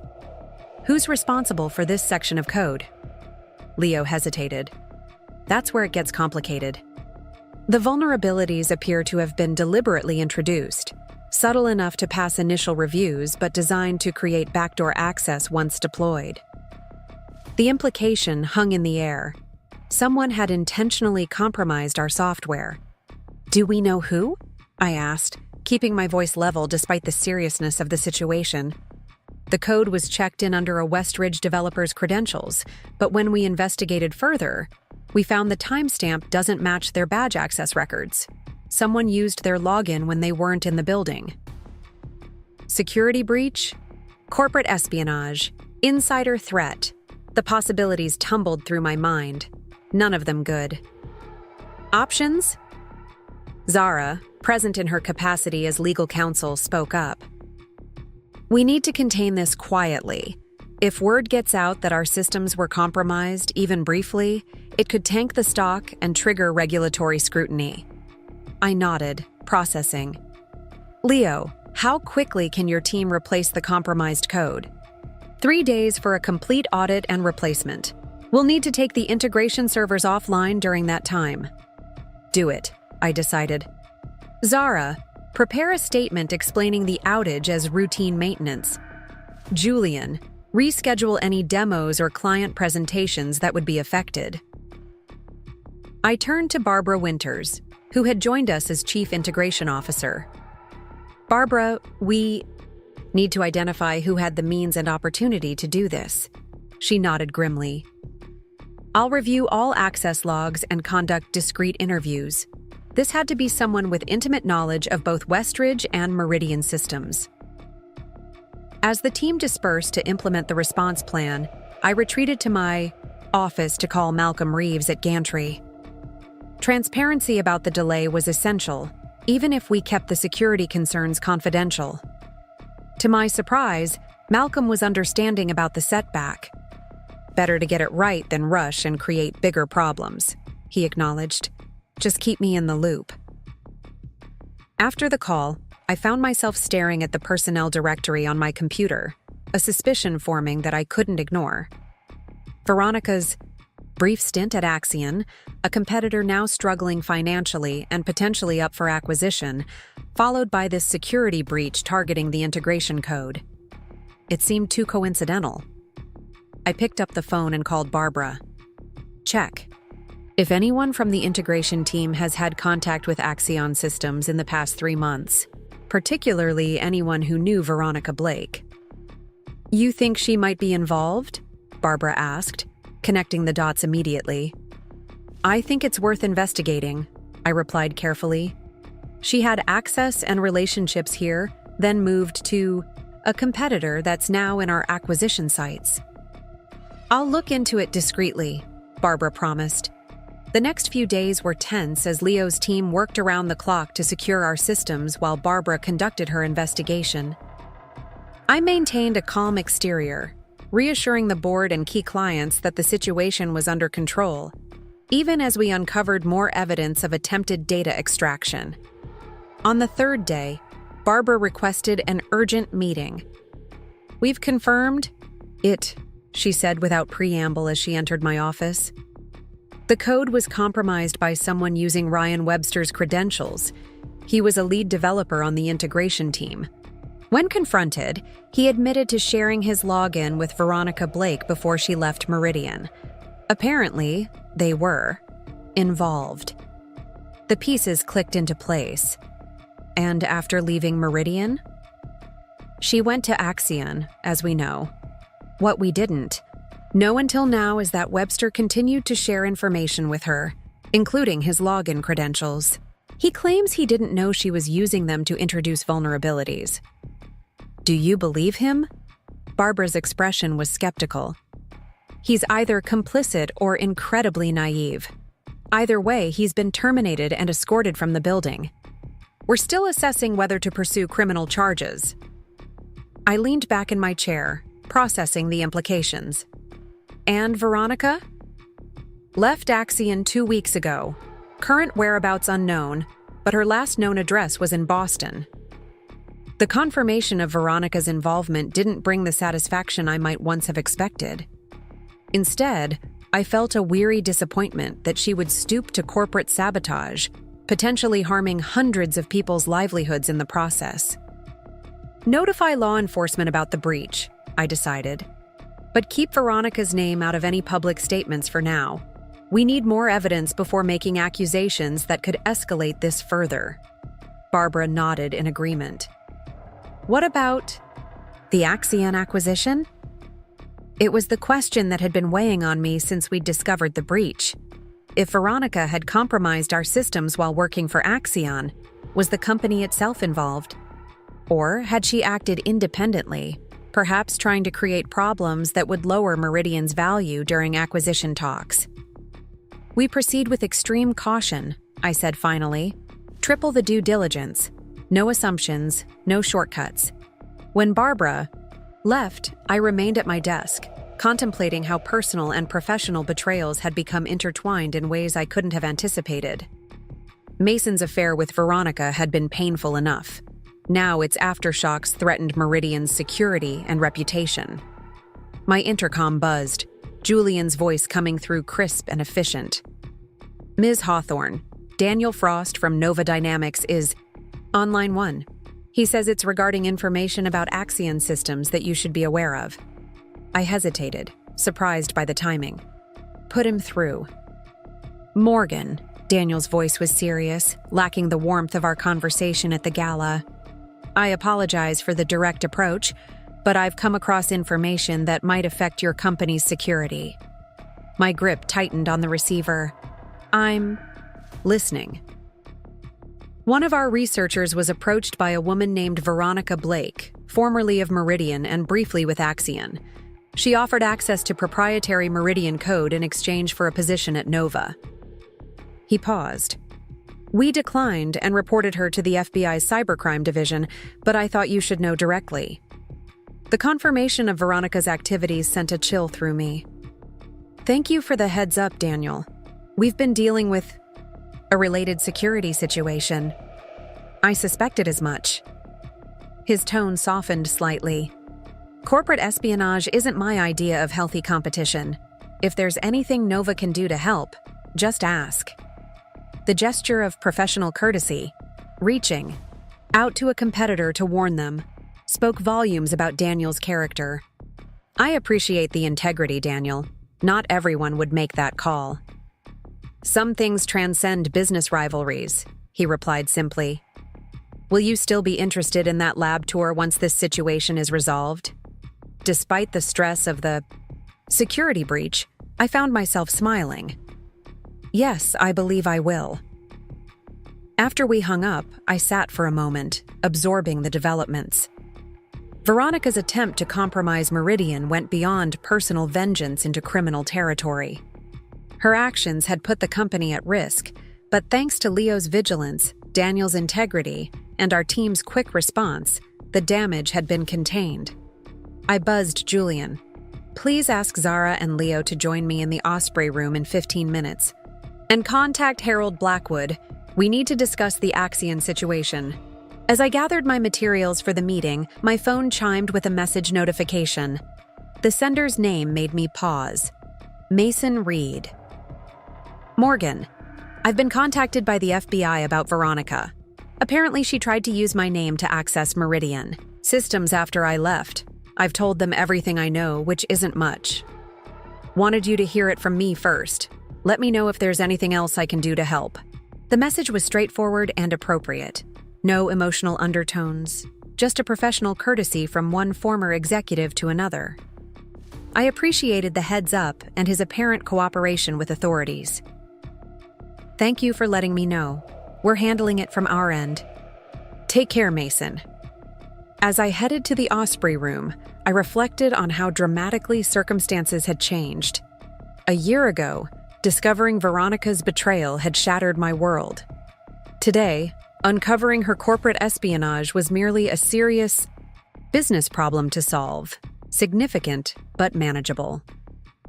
The contrast highlighted just how far I'd come, not just professionally, but personally. The pain that once defined me had receded, replaced by a quiet confidence in my ability to face whatever challenges arose: corporate intrigue, security breaches, or the unexpected possibility of new beginnings in both my career and personal life. In the wake of betrayal, I'd found not just resilience, but reinvention, and that made all the difference. The security breach became a pivotal moment for Meridian. What could have been a devastating blow instead showcased our ability to respond effectively to crisis. The board was impressed with our handling of the situation, and Harold Blackwood personally called to express his confidence in my leadership. "This is exactly why we backed you, Morgan," he said, his gruff voice conveying genuine approval. "Cool head, decisive action, no drama. Well done." The investigation into Veronica's activities expanded as law enforcement uncovered evidence that she had attempted similar infiltrations at 2 other companies before approaching Nova Dynamics. It painted a picture not just of personal vindictiveness, but of someone desperately trying to manufacture value for herself through stolen intellectual property. 3 weeks after the breach, as we wrapped up the security overhaul, Julian buzzed my office. "FBI agents Peters and Rodriguez to see you, Ms. Hawthorne." I straightened my desk, mentally preparing. "Send them in." The agents were a study. In contrasts, Peters tall and angular with a perpetually serious expression, Rodriguez shorter with watchful eyes that missed nothing. They had interviewed me twice already about Veronica's time at Meridian. "Ms. Hawthorne," Agent Peters began after the customary greetings, "we have an update on the Blake case that we wanted to deliver personally. We've taken Ms. Blake into custody," Rodriguez continued, watching for my reaction. "She was attempting to leave the country on a flight to Singapore." I kept my expression neutral despite the surge of complicated emotions. "I see. What happens now?" "She's facing multiple federal charges: corporate espionage, computer fraud, attempted theft of trade secrets. Given the evidence and potential sentence, her attorney has indicated she may be willing to cooperate for leniency." Peters leaned forward slightly. "Which brings us to the purpose of our visit. Ms. Blake claims she was acting under direction from your ex-husband, Mason Reed." The accusation hung in the air like smoke. I took a measured breath before responding. "That seems unlikely. Mason has been cooperative with your investigation from the beginning, as I understand it." "Yes, he has," Rodriguez acknowledged. "But Ms. Blake insists their relationship continued after his demotion, and that he orchestrated the security breach to undermine your leadership." "To what end?" I asked, genuinely perplexed. Mason left Meridian months ago to start his own consultancy. He has no stake in destabilizing the company now. Peters nodded, as though my response confirmed something. That's consistent with our assessment based on financial records and communications we've reviewed. However, we needed to address the accusation directly. It appears Ms. Blake is attempting to shift blame, Rodriguez added. Not unusual when facing serious charges. Nevertheless, we have to pursue all angles. After they left, I sat quietly, processing the development. Veronica was in custody, her scheme unraveled. But her final act had been an attempt to drag Mason down with her, to rewrite their relationship as a conspiracy rather than what it had been. A misguided affair that had hurt multiple people. I picked up my phone, hesitated, then sent Mason a text. Just met with FBI. Veronica's in custody, claiming you directed the breach. Agents seem skeptical, but wanted to give you a heads up. His response came quickly. Thanks for the warning. My lawyer's already been contacted. Unbelievable that she'd try this after everything. I found myself surprisingly concerned for him, despite our history. Do you need anything? I can confirm to the agents that this claim doesn't align with your recent communications or behavior. Appreciate that, Morgan. Might take you up on it if things escalate. For now, my lawyer thinks the evidence speaks for itself. The exchange left me reflective. A year ago, I might have felt vindication at seeing both Veronica and Mason facing difficult consequences. Now, I mainly felt sad for the wasted potential and unnecessary harm. Julian interrupted my thoughts with a gentle knock. Your car is ready for the Nova Dynamics visit, Ms. Hawthorne. The lab tour with Daniel Frost had been postponed during the security crisis, but seemed particularly timely now. With the Axion acquisition officially canceled following the discovery of multiple vulnerabilities in their systems, Meridian was reassessing our strategy for expanding our technology portfolio.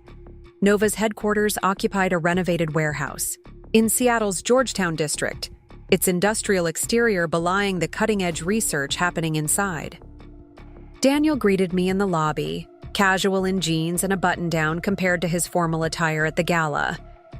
Thanks for making time despite everything your company's been dealing with, he said, extending his hand.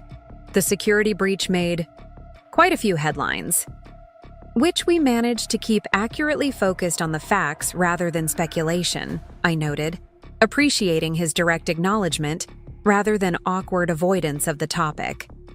Skillful crisis management, he agreed, leading me through security doors into the heart of the building. Something every CEO needs in their toolkit eventually. The tour was fascinating.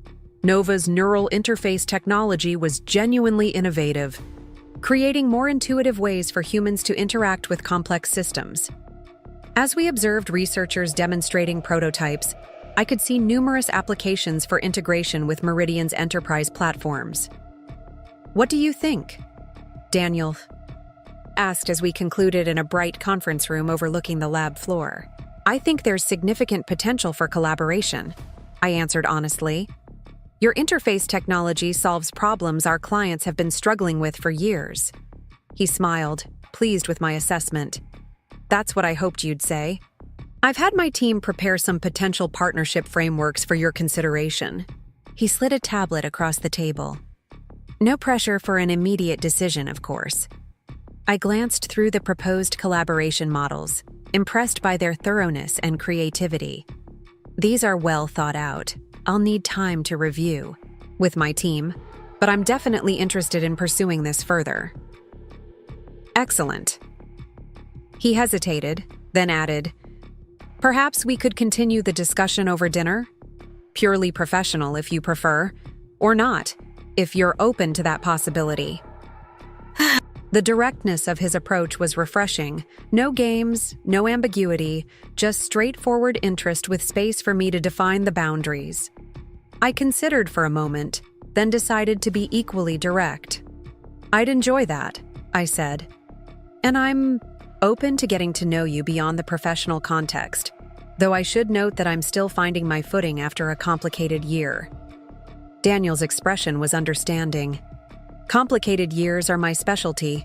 I went through a divorce myself 3 years ago. It takes time to recalibrate. He didn't push for details about my situation, which I appreciated. How about Thursday? There's a great place near Pike Place with an excellent chef and conversation-friendly acoustics. I found myself looking forward to it more than I had anticipated. Thursday works. Back at Meridian, Zara was waiting in my office, a mischievous smile playing at her lips as I returned from the Nova visit. So? How was the tour with the eligible CEO? She asked, not even pretending this was a professional inquiry.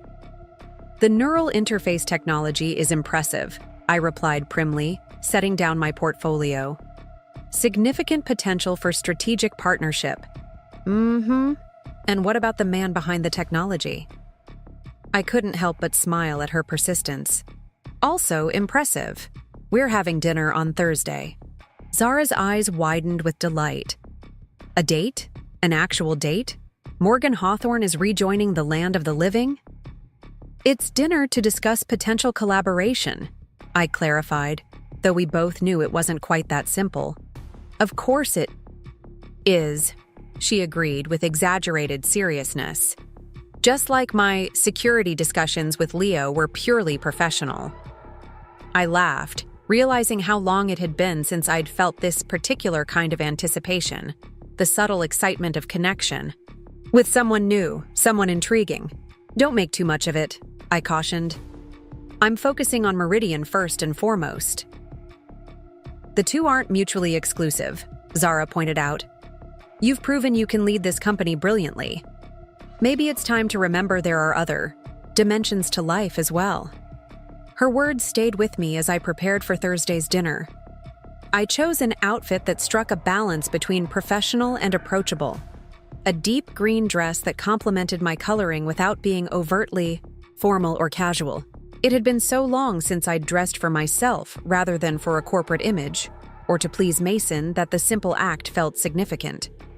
Daniel had chosen the restaurant well, intimate without being romantic, excellent food without being pretentious. Our conversation flowed easily from business to personal topics and back again, finding natural rhythms despite our different backgrounds. What made you choose technology? I asked as we enjoyed dessert. Your background was originally in marine biology, wasn't it? He looked impressed. You've done your research. Due diligence, I corrected with a smile. It's a habit. Fair enough. Yes, I started in marine biology, fascinated by how creatures communicate in challenging environments. That led me to communication technologies, which eventually brought me to neural interfaces. He leaned back, considering me. And you? Finance seems like a deliberate choice, rather than a passion that evolved. It was, I admitted. I've always loved the clarity of numbers, the way they tell stories if you know how to read them. But becoming CEO has shown me that the human elements, vision, culture, relationships, are just as compelling. The technical skills get you in the door, Daniel observed. The human skills determine how far you go once you're inside. You seem to have mastered both. I'm still learning, I said honestly.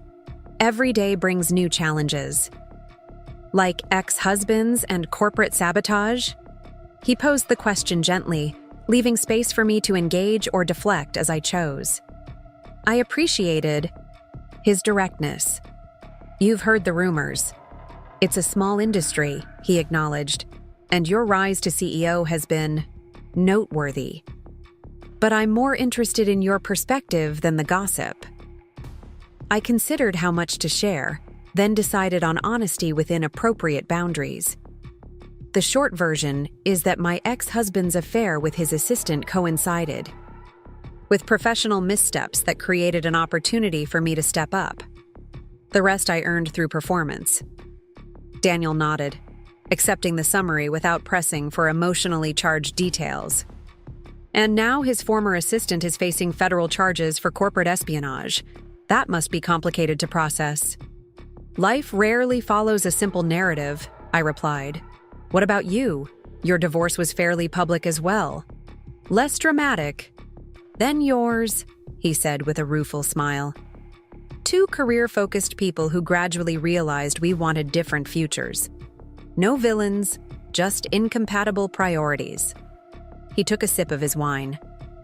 Though I'll admit, watching her marry my former business partner 6 months later was not my favorite moment. The admission made me laugh unexpectedly. At least you can find humor in it now. Time is a remarkable healer, he agreed.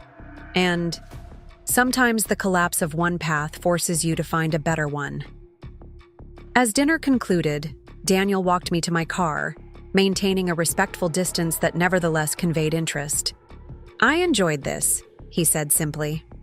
Both the business discussion and everything else. I'd like to see you again, Morgan. No pressure, no expectations, just genuine interest.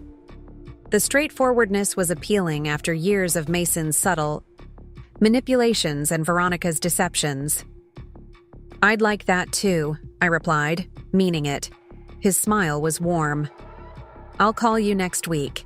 In the meantime, I'll have my team follow up on the partnership framework we discussed. The evening left me feeling lighter somehow, as though another layer of the past year's heaviness had lifted. Not because a man had shown interest. I'd had plenty of that since becoming CEO, most of it politically or opportunistically motivated, but because the connection had felt genuine, built on mutual respect and shared experiences. The following morning, I arrived at Meridian to find Julian waiting with an unusually solemn expression. What's happened? I asked immediately, recognizing the look that meant significant news. Mason Reed is in the lobby, he said carefully. He's requesting a brief meeting. He says it's regarding the FBI investigation, but he'll understand if you prefer not to see him. I considered the request, weighing professional responsibility against personal comfort. Did he say what specifically he needs to discuss? Only that it relates to information Veronica Blake has provided to investigators that could potentially impact Meridian, and he wanted to speak with you directly rather than through intermediaries. The formal phrasing suggested Mason had chosen his words carefully, emphasizing the business nature of his visit rather than any personal agenda. It seemed reasonable given the circumstances. I'll see him in the small conference room, I decided. Please stay close in case I need anything. Julian nodded, his expression conveying that he understood the subtext. He was to provide an easy exit if the meeting became uncomfortable.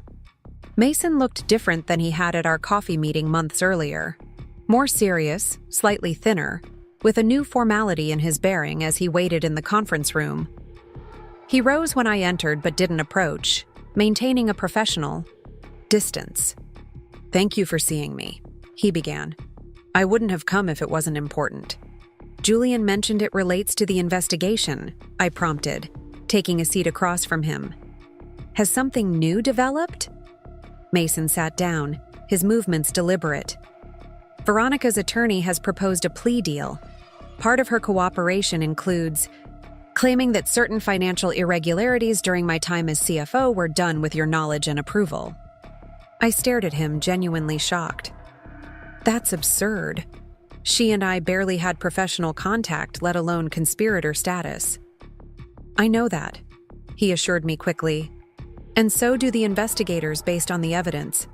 But she's desperate and her attorney is throwing everything at the wall to see what might help her case. Why come tell me this in person? I asked, trying to understand his purpose. You could have called or had your attorney contact Meridian's legal team. Mason looked uncomfortable for the first time. Because I need to confess something that may give her claims a veneer of plausibility.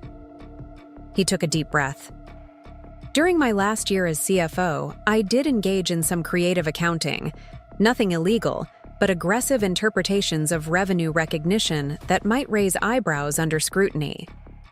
The admission confirmed suspicions I'd had during the post-merger financial integration, but had never fully investigated.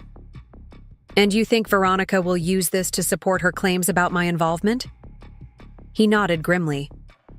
She's aware of the accounting practices. I discussed them with her more than I should have. She's twisting that knowledge to implicate you, claiming you were part of the decision-making. I processed this information, mentally calculating the potential damage to Meridian and my leadership if such allegations gained traction, even temporarily. Have you disclosed this to the investigators? Yes, fully. I've provided documentation showing you weren't involved and weren't aware of the specific treatments I applied. His expression was earnest. Morgan, I've made enough mistakes. I won't let her drag your reputation down with false accusations. The gesture was unexpected. Mason placing himself squarely in the line of fire to protect both me and Meridian from collateral damage. It showed a maturity and responsibility I hadn't seen from him during our marriage. Thank you for the warning, I said, genuinely appreciative. I'll have our legal team prepare a response in case these allegations surface publicly. There's one more thing, Mason added hesitantly. The investigators found evidence that Veronica accessed my personal email while we were involved. She may have copied communications between us that she's now taking out of context. I could feel my expression cooling. What kind of communications? Complaints about work, venting about board members, normal frustrations but potentially embarrassing if released selectively. He looked genuinely remorseful. I'm sorry, Morgan. I never thought she would go to these lengths. The revelation didn't surprise me as much as it might have once. Veronica's pattern of manipulation and exploitation had become increasingly clear throughout the investigation. We'll weather this, I said with more confidence than I felt. Meridian has survived worse. Mason stood, preparing to leave. For what it's worth, you're handling this CEO role better than I ever could have. The company is thriving under your leadership. The compliment seemed sincere rather than placating. Thank you for coming in person, I replied, rising as well. It shows integrity. A flicker of something crossed his face, regret perhaps, or recognition of what he had thrown away. I'm trying to do better. Late, but trying. After he left, I called an emergency meeting with Zara and the legal team to prepare for potential fallout from Veronica's allegations. The rest of the day disappeared into strategy sessions and contingency planning. The dinner with Daniel seeming like a pleasant dream from another life. It was past 9 when I finally headed home, the city lights reflecting on wet pavements after an evening shower. As I drove, I reflected on how dramatically circumstances continued to evolve. Mason showing unexpected character, Veronica revealing new depths of desperation, and me finding strength I hadn't known I possessed. Life rarely followed a predictable path. Sometimes it took jarring detours that ultimately led to more spectacular views than the original route could have provided. The thought brought a small smile as I navigated toward home, ready for whatever challenges tomorrow might bring. Veronica's allegations hit the technology press the following week. TechWire ran with the headline, Meridian Technologies CEO under scrutiny. Former executive's assistant alleges financial misconduct. The article was carefully worded to avoid direct defamation, but the implication was clear. My rise to CEO might have been built on questionable practices rather than merit. I read the piece in my office with Zara and our communications director, Rebecca Chen, both watching for my reaction. It's actually less damaging than I expected, I said, setting down my tablet. They've included our statement denying the allegations, and Mason's confirmation that I wasn't involved in any financial decisions he made. Rebecca nodded, though her expression remained concerned. The initial coverage is measured, but social media is less restrained. The hashtag Meridian scandal is gaining traction. Let me guess, Zara interjected. Anonymous accounts with newly created profiles leading the charge. Precisely, Rebecca confirmed. We believe it's a coordinated attempt to amplify the story beyond its merits. I took a deep breath, centering myself. We stick to the plan. Transparent denial without defensiveness. Full cooperation with investigators. Business as usual in all public appearances. This is a distraction, not a crisis.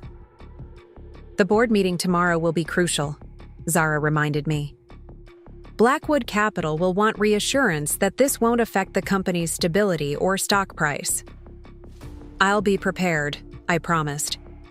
In the meantime, Rebecca, monitor the coverage, but don't engage with speculation. If anything escalates, beyond what we've seen, let me know immediately. After they left, I gazed out at the Seattle skyline, the familiar view grounding me as I processed this new challenge. My phone buzzed with a text from Daniel. Just saw the TechWire article. You okay? His concern warmed me despite the circumstances. Managing. These allegations are completely false, just to be clear. Never doubted that for a second, came his immediate response. If you need a friendly ear or just an escape from the circus, I'm here.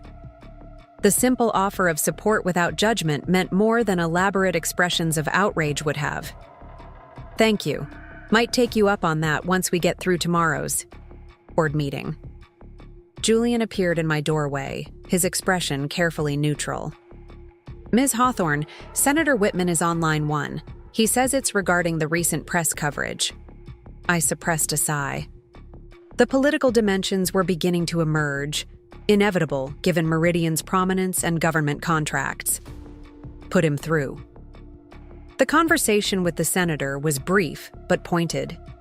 He expressed concern about the allegations while simultaneously hinting that his Commerce Committee could help ensure fair treatment if Meridian were to consider expanding operations in his state.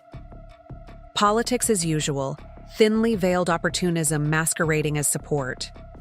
By the end of the day, I'd fielded similar calls from 3 major clients and 2 industry association leaders, all ostensibly checking in while actually assessing whether Meridian was becoming a liability. I handled each with the same measured confidence, neither dismissive of their concerns nor overly apologetic about unfounded accusations. That evening, rather than heading home to an empty apartment and anxious rumination, I accepted Zara's invitation to dinner at her place. Leo was there as well, their relationship having progressed to comfortable domesticity that was heartwarming to witness. The press will move on to something else by next week, Leo assured me as we enjoyed Zara's surprisingly excellent cooking. Tech journalists have the attention span of caffeinated squirrels. Unless Veronica finds a way to escalate, Zara cautioned, ever the pragmatic lawyer. Though the FBI seems increasingly skeptical of her claims. I took a sip of the excellent red wine Leo had opened. The timing is the biggest challenge. We're announcing quarterly results next week, and the cloud platform launch is scheduled for the month after. This narrative could overshadow both. So change the narrative, Leo suggested simply. Give them something more interesting to talk about. Like what? My fascinating hobby of reviewing financial statements? I asked wryly. Leo grinned. Like the groundbreaking partnership between Meridian and Nova Dynamics that will revolutionize how enterprises interact with complex systems. I stared at him. How did you know about that? We haven't formalized anything yet. Because Daniel Frost has been assembling an integration team for the past week, he replied. The tech community notices these things, even when they're not officially announced. The idea had merit. A forward-looking partnership announcement could certainly shift attention from baseless allegations to future innovations. But there were complications. We're still working through the details, I said carefully. Announcing prematurely could impact negotiations. Zara studied me with the perceptive gaze that had made her such an effective litigator. Is this hesitation professional or personal? Given your dinner with Daniel last week, the question was fair, if uncomfortable. Both, I admitted. I want to ensure any partnership is evaluated on its business merits, not perceived as influenced by personal connections. Morgan, Zara said gently, you've spent your entire career being twice as careful as any male executive would need to be. At some point, you have to acknowledge that's a double standard you're imposing on yourself. Her words hit home with unexpected force. Throughout my career, I had indeed held myself to impossibly high standards of professional detachment, especially regarding any decisions that might be perceived as emotionally influenced. Maybe you're right, I conceded. But with these allegations circulating, the timing feels particularly sensitive. Actually, Leo countered, it's perfect timing. It demonstrates that you're focused on Meridian's future, not distracted by baseless accusations. Strength through forward momentum. I considered this perspective as we finished dinner, the conversation shifting to lighter topics. By the time I left Zara's comfortable townhouse, a plan was forming in my mind. Not a reactive defense against Veronica's allegations, but a proactive statement about Meridian's direction under my leadership. The next morning, I arrived at Meridian early to prepare for the board meeting. Julian had coffee waiting and a concise summary of overnight press developments. Minimal, thankfully, with no significant escalations. Ms. Hawthorne, he said as I reviewed the agenda. Daniel Frost called. He said he's available before or after your board meeting if you'd like to discuss mutual opportunities, his exact words.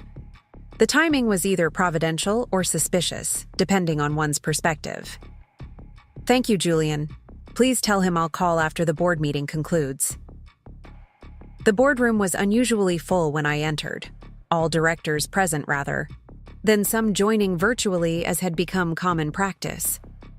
Harold and Christine Blackwood sat together near the head of the table, their expressions carefully neutral. Victor, as chairman, offered an encouraging smile as I took my place. Before we begin, Victor announced once formalities were complete, I want to address the elephant in the room. We've all seen the allegations reported in TechWire and elsewhere. Morgan, would you like to speak to this directly? All eyes turned to me. This was the moment that would either reinforce or undermine my leadership credibility. Thank you. Victor, I began, meeting each board member's gaze in turn. The allegations made by Veronica Blake are categorically false.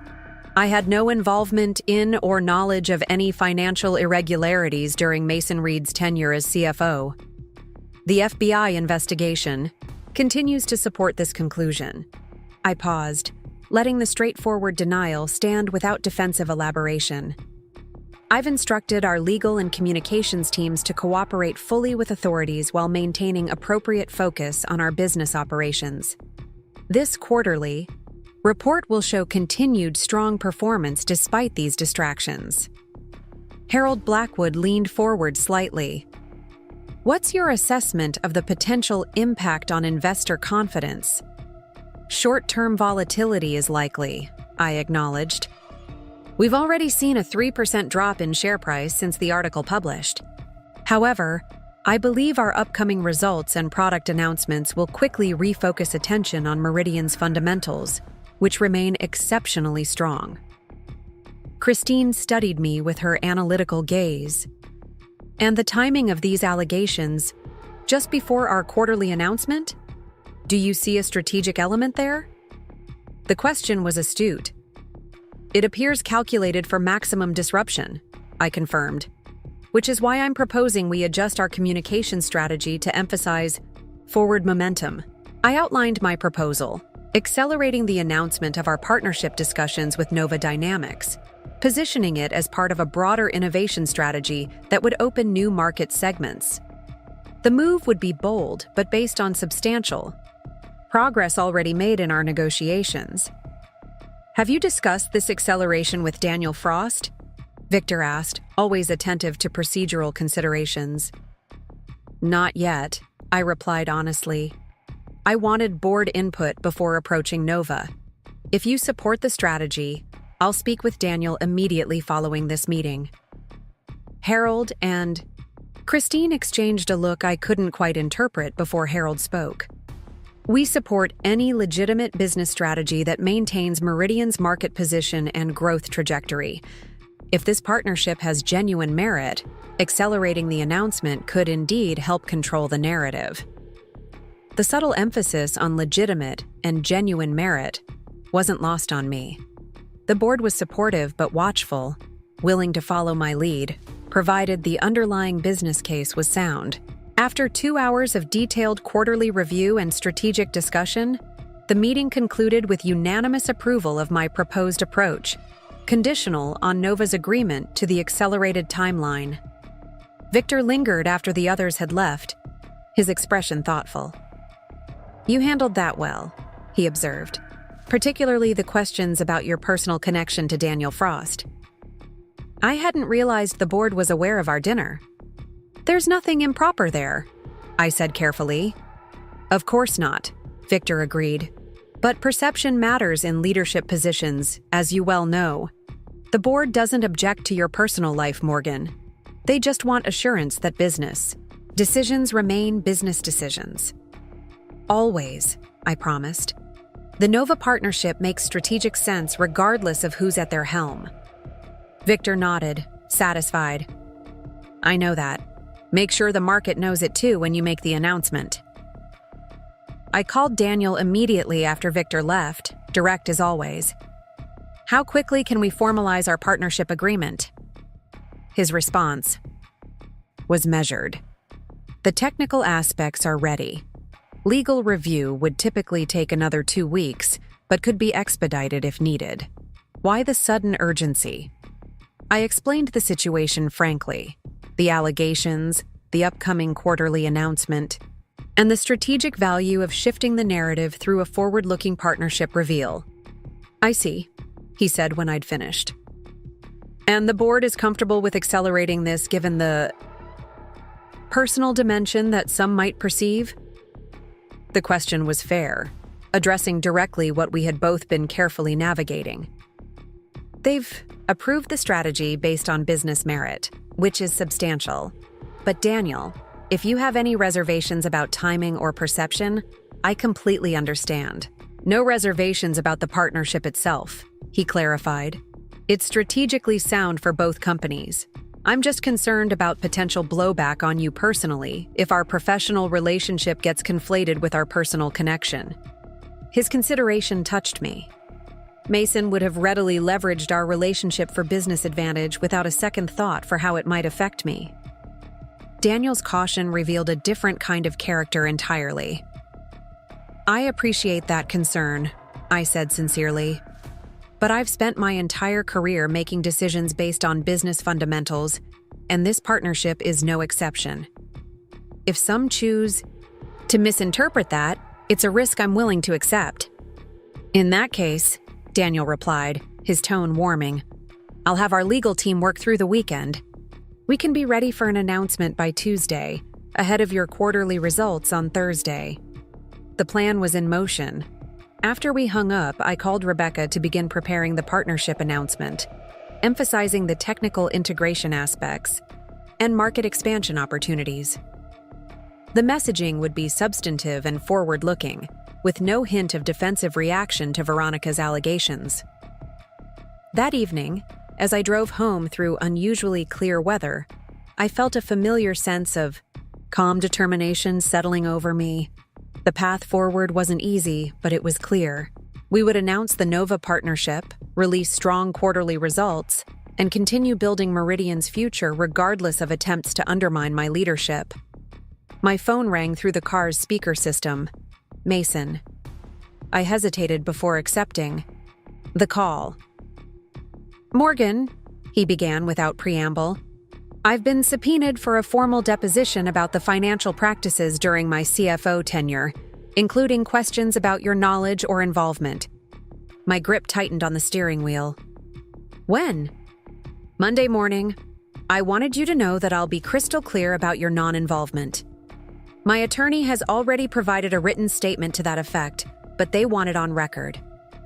"Thank you," I said, genuinely appreciative of his transparency. Has Veronica been deposed as well? Yesterday, according to my attorney. Apparently, she made several claims that contradicted documentary evidence, which isn't helping her credibility. The news was encouraging, but not definitive. Keep me posted if you learn anything else relevant. Of course, Mason agreed. He paused, then added, I heard rumors about a potential Nova Dynamics partnership. Smart move if you can accelerate it, would completely change the conversation. News traveled fast in Seattle's tech circles. We're exploring several strategic opportunities, I replied noncommittally. Well, whatever you decide will be the right call, he said with surprising confidence. You always had better instincts than I did. After we hung up, I reflected on how dramatically our dynamic had evolved. The man who had once dismissed my strategic input now affirmed my judgment without qualification. It wasn't validation I needed anymore, but the shift was noteworthy nonetheless. At home, I opened my laptop to review the draft partnership announcement.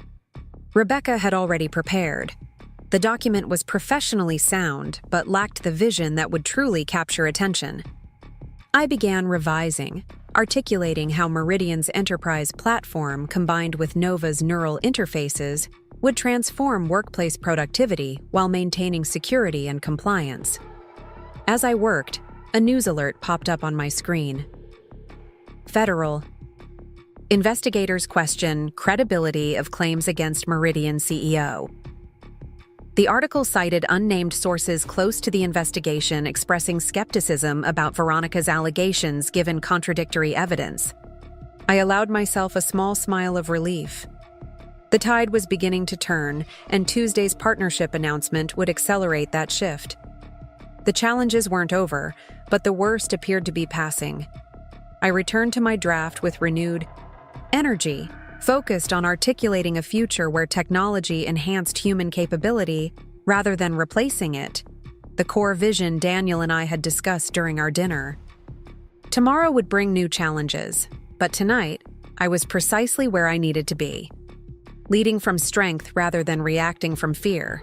Defining Meridian's future rather than defending its past. The contrast with where I'd been a year, ego couldn't have been more stark or more affirming. The partnership announcement with Nova Dynamics exceeded even our most optimistic projections. TechWire's headline proclaimed, Meridian and Nova forge groundbreaking alliance. Neural interfaces meet enterprise solutions. Financial analysts quickly released updated valuations for both companies, with Morgan Stanley calling the partnership potentially transformative for enterprise productivity. By mid-afternoon, Meridian's stock had risen 7%, completely erasing the dip caused by Veronica's allegations.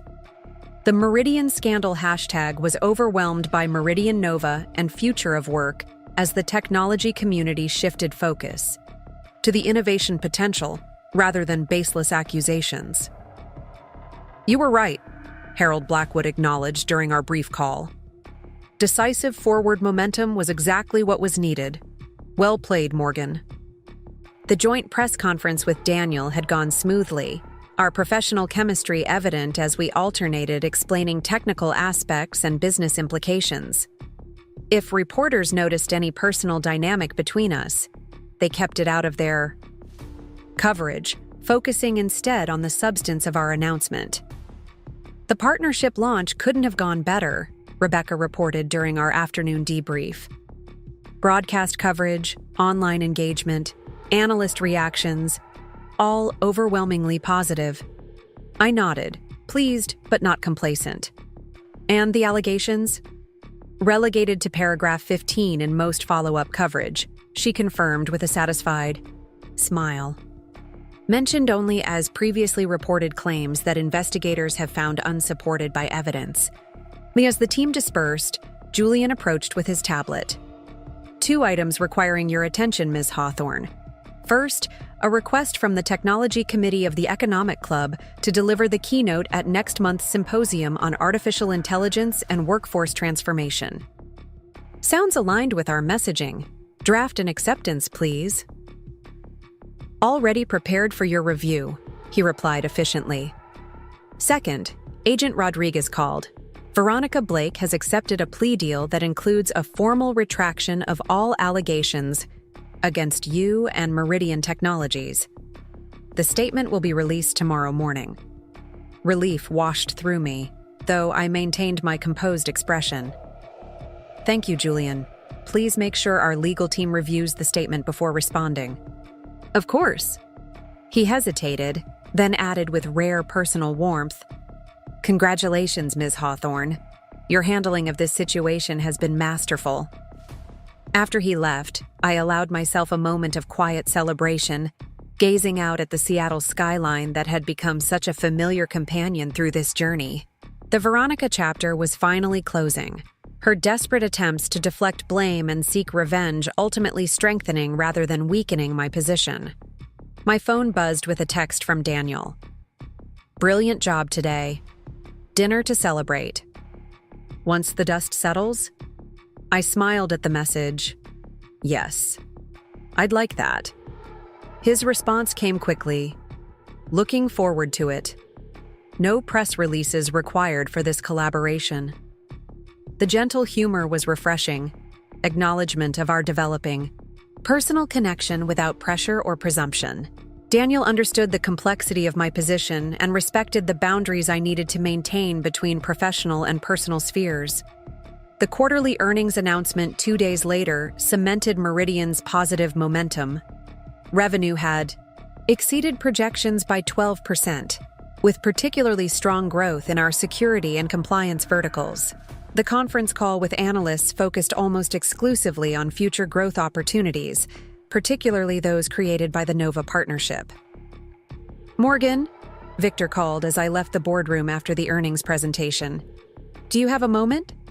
I joined him in his chairman's office, a space he now used infrequently, but which still carried the gravitas of his long leadership.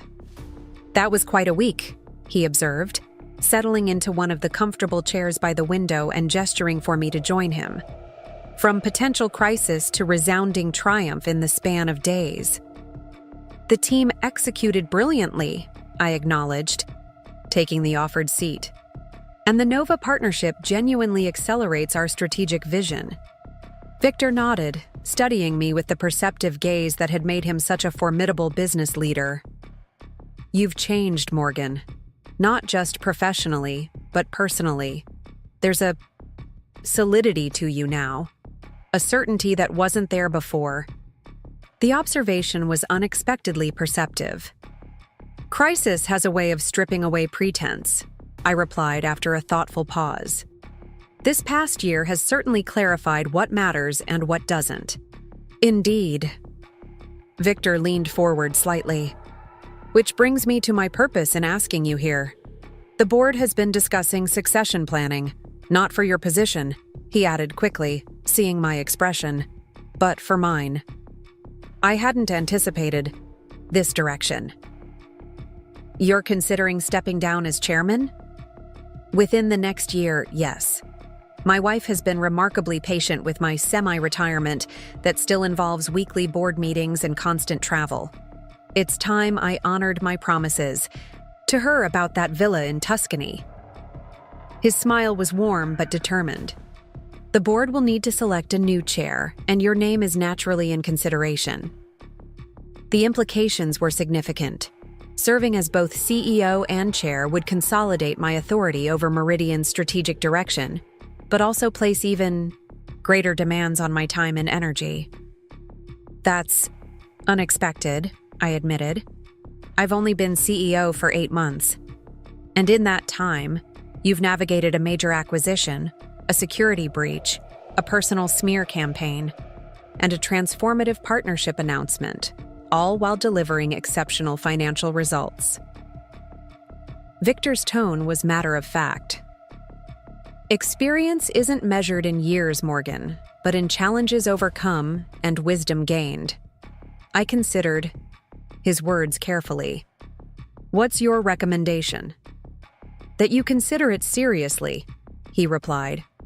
Not for the title or power, but for the opportunity to fully implement your vision for what Meridian can become. The right chair can either empower or constrain a CEO.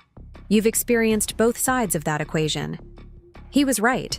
Victor's support had been instrumental in my success as CEO, just as his predecessor's resistance had limited Mason's effectiveness in the same role. I'll give it serious thought, I promised. That's all I ask for now. Victor stood, signaling the end of our conversation. By the way, Daniel Frost seems like a man of substance. Good choice. I felt heat rise to my cheeks, surprising myself with the reaction. We're colleagues with aligned business interests. Victor's knowing smile suggested he wasn't fooled. Of course, just as my wife was merely an interesting market analyst when my board members first noticed me taking her to dinner 37 years ago. As I left his office, I reflected on how dramatically my reality had transformed. From betrayed wife to CEO being considered for chairman, the journey contained more plot twists than any novel.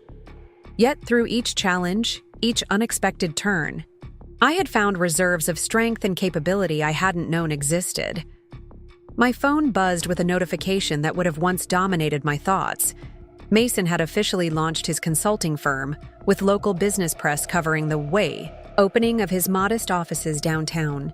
Now it registered as merely interesting peripheral information, relevant to Seattle's business community, but no longer central to my own narrative. I texted Zara. Victor just floated the possibility of me becoming chairman when he steps down next year. Her response was immediate and effusive. Yes. First female chair and CEO at a major tech firm? Iconic. It would mean even less personal time, I replied, processing aloud. True, but you could shape the entire industry. Just think about it. As I returned to my office, I found a bouquet of vibrant wildflowers on my desk, unusual and striking rather than conventionally romantic. The card read simply, "To defining the future in all its forms. Daniel." Julian appeared discreetly at my door. Mr. Frost's assistant called to confirm your dinner reservation for Saturday. I took the liberty of adding it to your calendar. Thank you, Julian. I touched one of the wildflower petals gently. These are lovely. Yes, he agreed with the barest hint of a smile. Quite different from the standard roses most executives send. Refreshing. His subtle approval reminded me how closely my team observed my personal choices, not with judgment, but with genuine care for my well-being. They had witnessed the difficult journey of the past year and celebrated each step of my recovery and ascension. The rest of the day passed in a flurry of meetings and decisions, the regular rhythm of executive leadership that had become my new normal. As evening approached, I found myself not exhausted, but energized by the challenges and possibilities before me. Rather than heading directly home, I took a detour to the waterfront park where I'd often gone during the painful early days, after discovering Mason's betrayal. Then, I had sat on the weathered bench overlooking Puget Sound, trying to imagine a future that didn't feel shattered beyond repair.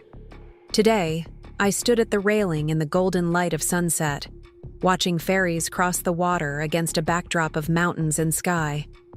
The woman who had cried here a year ago seemed like a distant relative, connected but distinct from the person I had become.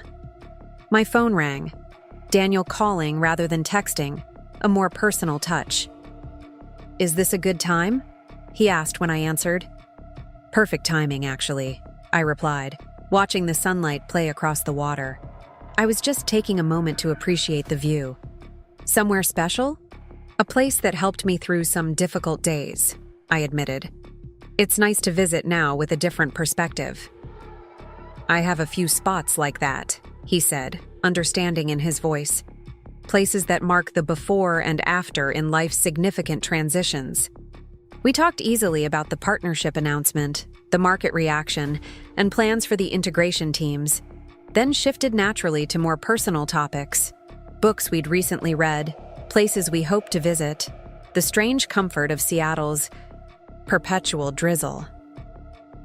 "I'm looking forward to Saturday," he said as our conversation wound down. "No press conferences, no analysts, no strategic implications. Just dinner and good company. Me too, I replied, surprised by how genuinely I meant it. Though fair warning, I may be slightly distracted by a rather unexpected proposition from Victor today. The chairman position?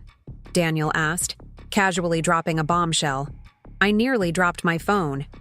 How could you possibly know that? He laughed softly. Because Victor called me this morning to gauge my perspective on potential leadership evolutions at Meridian. He's thorough in his due diligence. And what perspective did you offer? I couldn't help asking. That you would make an exceptional chairman, but that the decision should be entirely yours, based on your vision for Meridian and yourself.